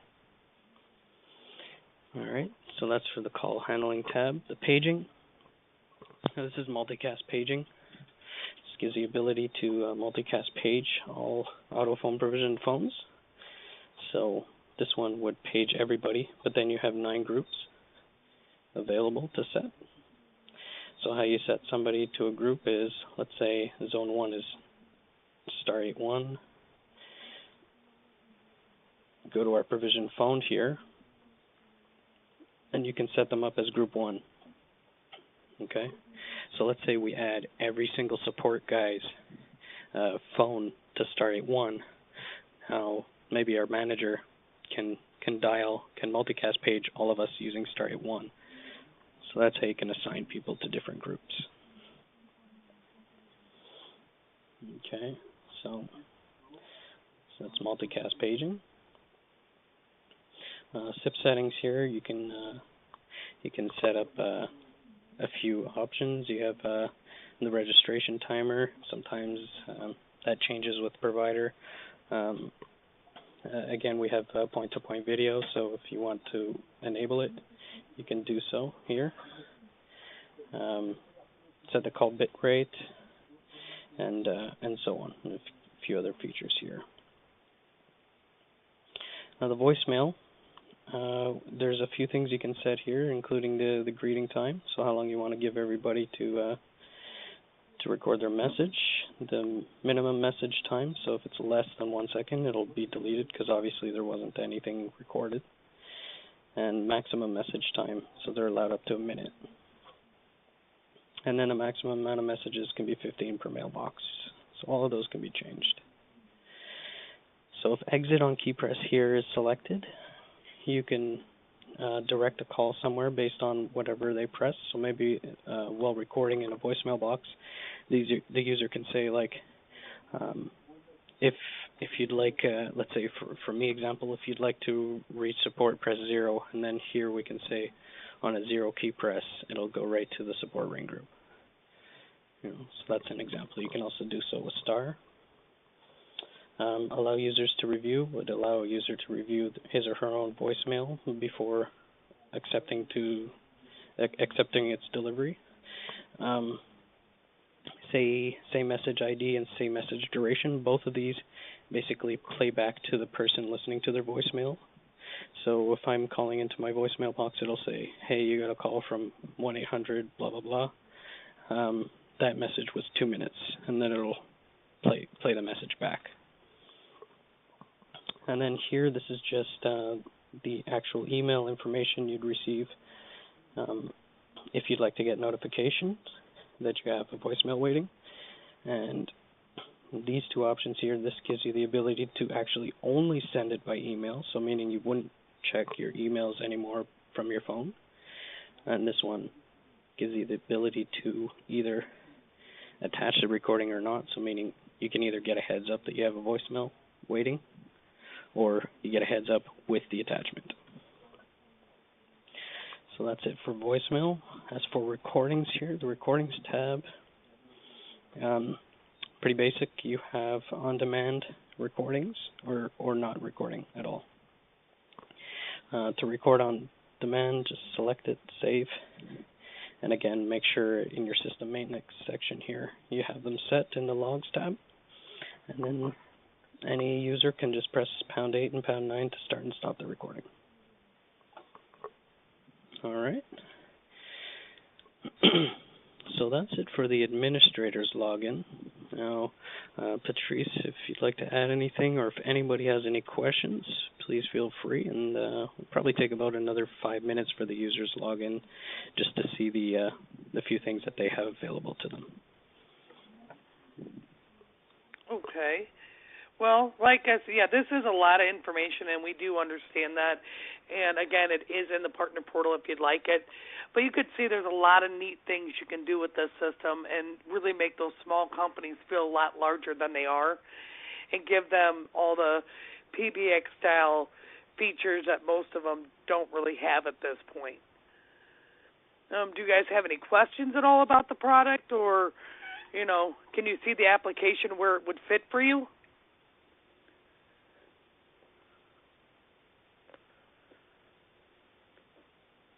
Hello? Yeah, I don't have any questions. I'm good. Okay, thank you, Fidel. Mm-hmm. Yeah, this is Dave. I'm okay for now, too. Okay, yeah, and like I said, I do realize it's a lot of information to take in all at once. But I'm hoping this is a, really good overview of what we actually can do for you, and we can make this, and we definitely have other things we can do with the system that Rory and Rod can actually help you with if you find an application that you want to see how it fits and how it works on the system. Absolutely. Ari, how's your team? We're good. Yeah, we're good. Okay. No. All right, then I guess I'll let you finish it up. Okay. Well, as Patrice mentioned, if ever you want to go over this training, it will be available in the partner portal shortly. It should be under the training section. And again, if ever, as she mentioned, if ever you guys need any help with anything, really feel free to call. The support team will be glad to walk you through anything. All right, so finally we got the administrator's login. So how the the user's login. How the user would log in is with his or her extension. So we'll use 6000 in this case, and then the password by default is 1234. Okay, so this password doubles as their login ID here and their voicemail password. Okay, so whatever they're using as their voicemail password, they use as their password to log in here. Again, they can select a language that they'd like to configure in.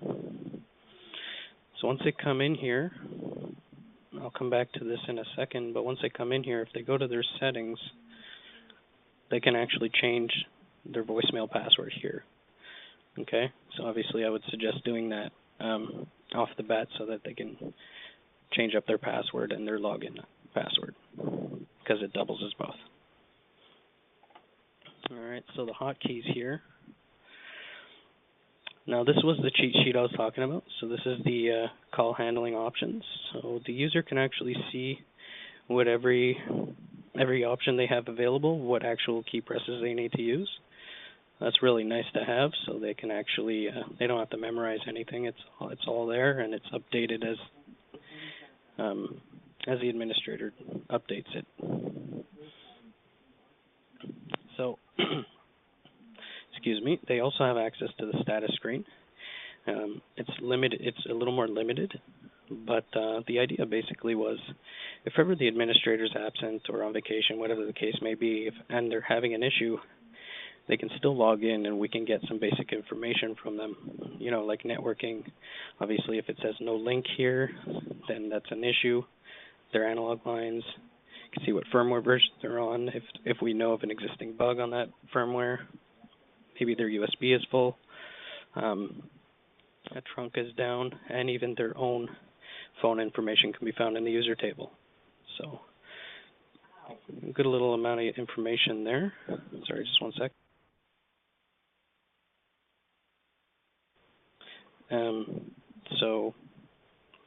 So yeah, the status page has some good information there.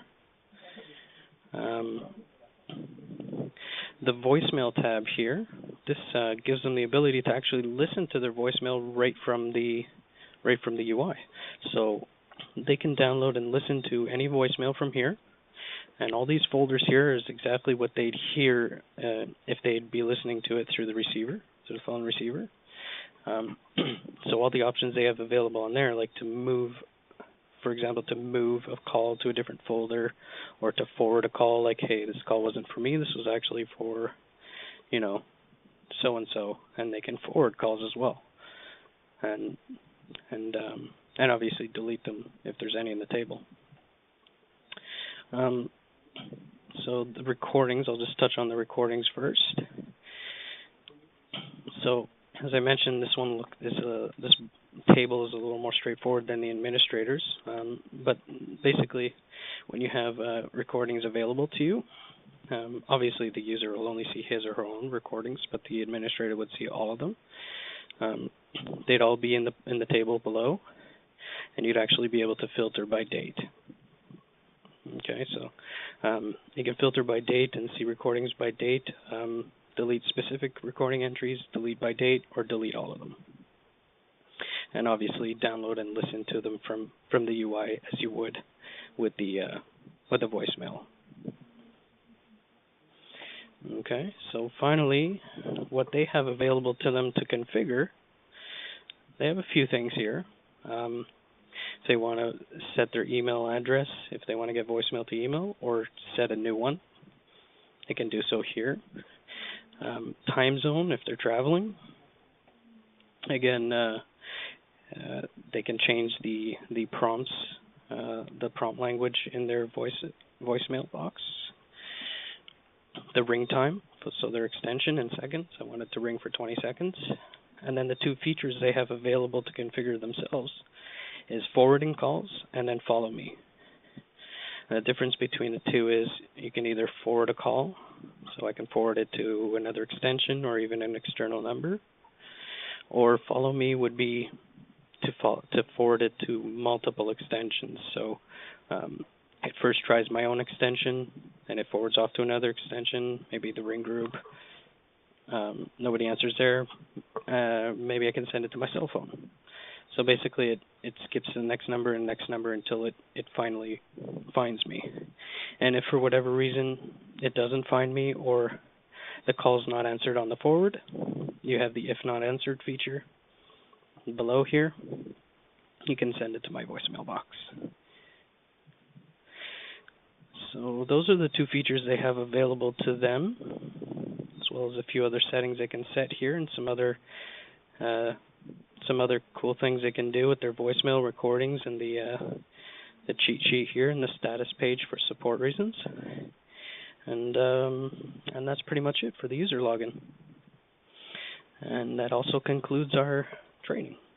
So if anybody has any questions, or Patrice, if you'd like to add anything, please feel free. Well, I'd like to thank you very much because that was outstanding as always. Thank you. If you guys have any questions or you have to go through this and start looking at your partner portal, because everybody should have access to it now, with the exception of Ari's your group, you're going to send that to Derek and we'll get those set up.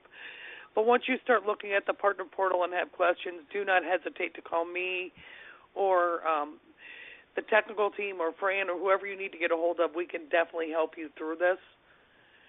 And again, like I said, if you have questions on actually when you start getting into the installs, we can definitely help you with that as well.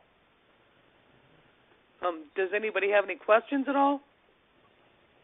No, we're good. I have one quick one. This is Dave. With this system, has anybody tried, or has other people tried to use a third-party call manager? I'm thinking of something like iSymphony to interface with this Positron system, and can that be done, and has it been done? iSymphony, I haven't heard of that one specifically. What does it do exactly? Well, basically, it allows you to see the presence of other people on other extensions, actually transfer calls. It's basically a third party, and you basically set it up to interface through the Asterisk manager. So you have so it has like a click to dial and click to transfer. Yeah, things like click to dial too, but it's very nice from the standpoint of allowing users to see what other users are on the phone currently. It also for phone attendant to be able to transfer calls and that sort of thing through a graphical, GUI interface. Yep, we actually have the PC console. Okay. Which the support team the sales team might be able to touch a little more on, but I know Derek also does some training on the PC console that we have as well. But yeah, we have the PC console available. Okay. It has click to dial. It has monitoring for all the other extensions and transferring and all that, all those things. Okay, so that's available for this system. Yeah, we do have that available.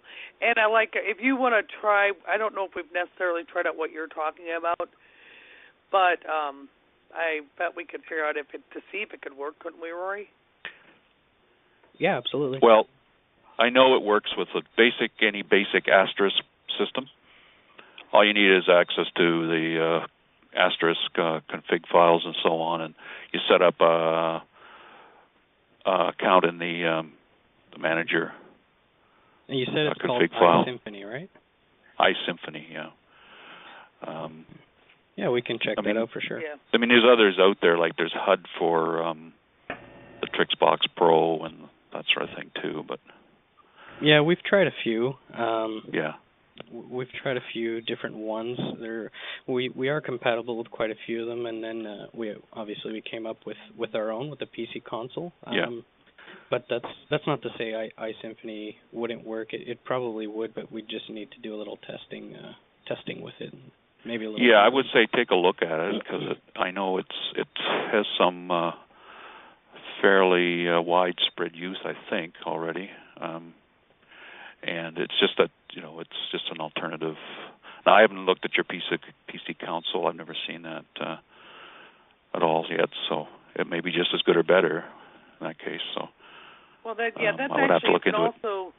I was going to say when you get onto the partner portal, you'll be able to look on that as well because it is on there. Great. And there's I think it's a trial version you can drop down.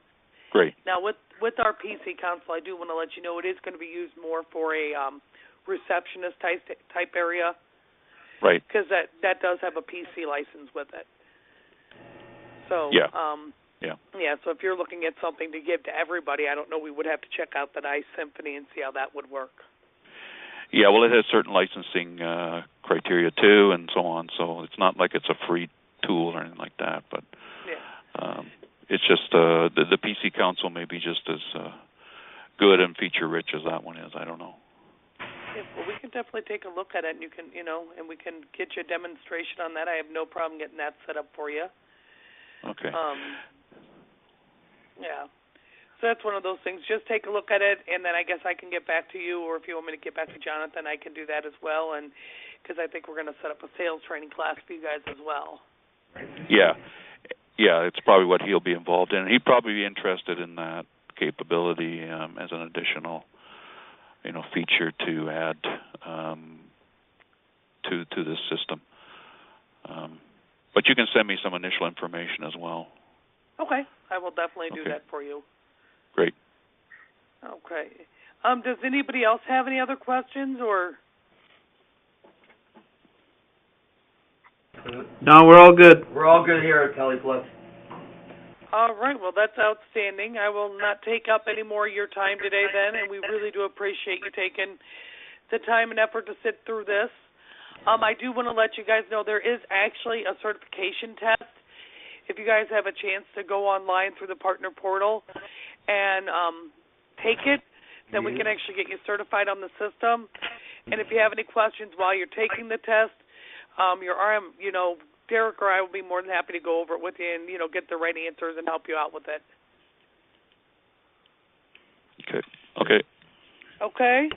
Perfect. Thank you. Thank you so everyone. much. Thank you very much. Bye. Bye-bye. Bye-bye. Bye-bye.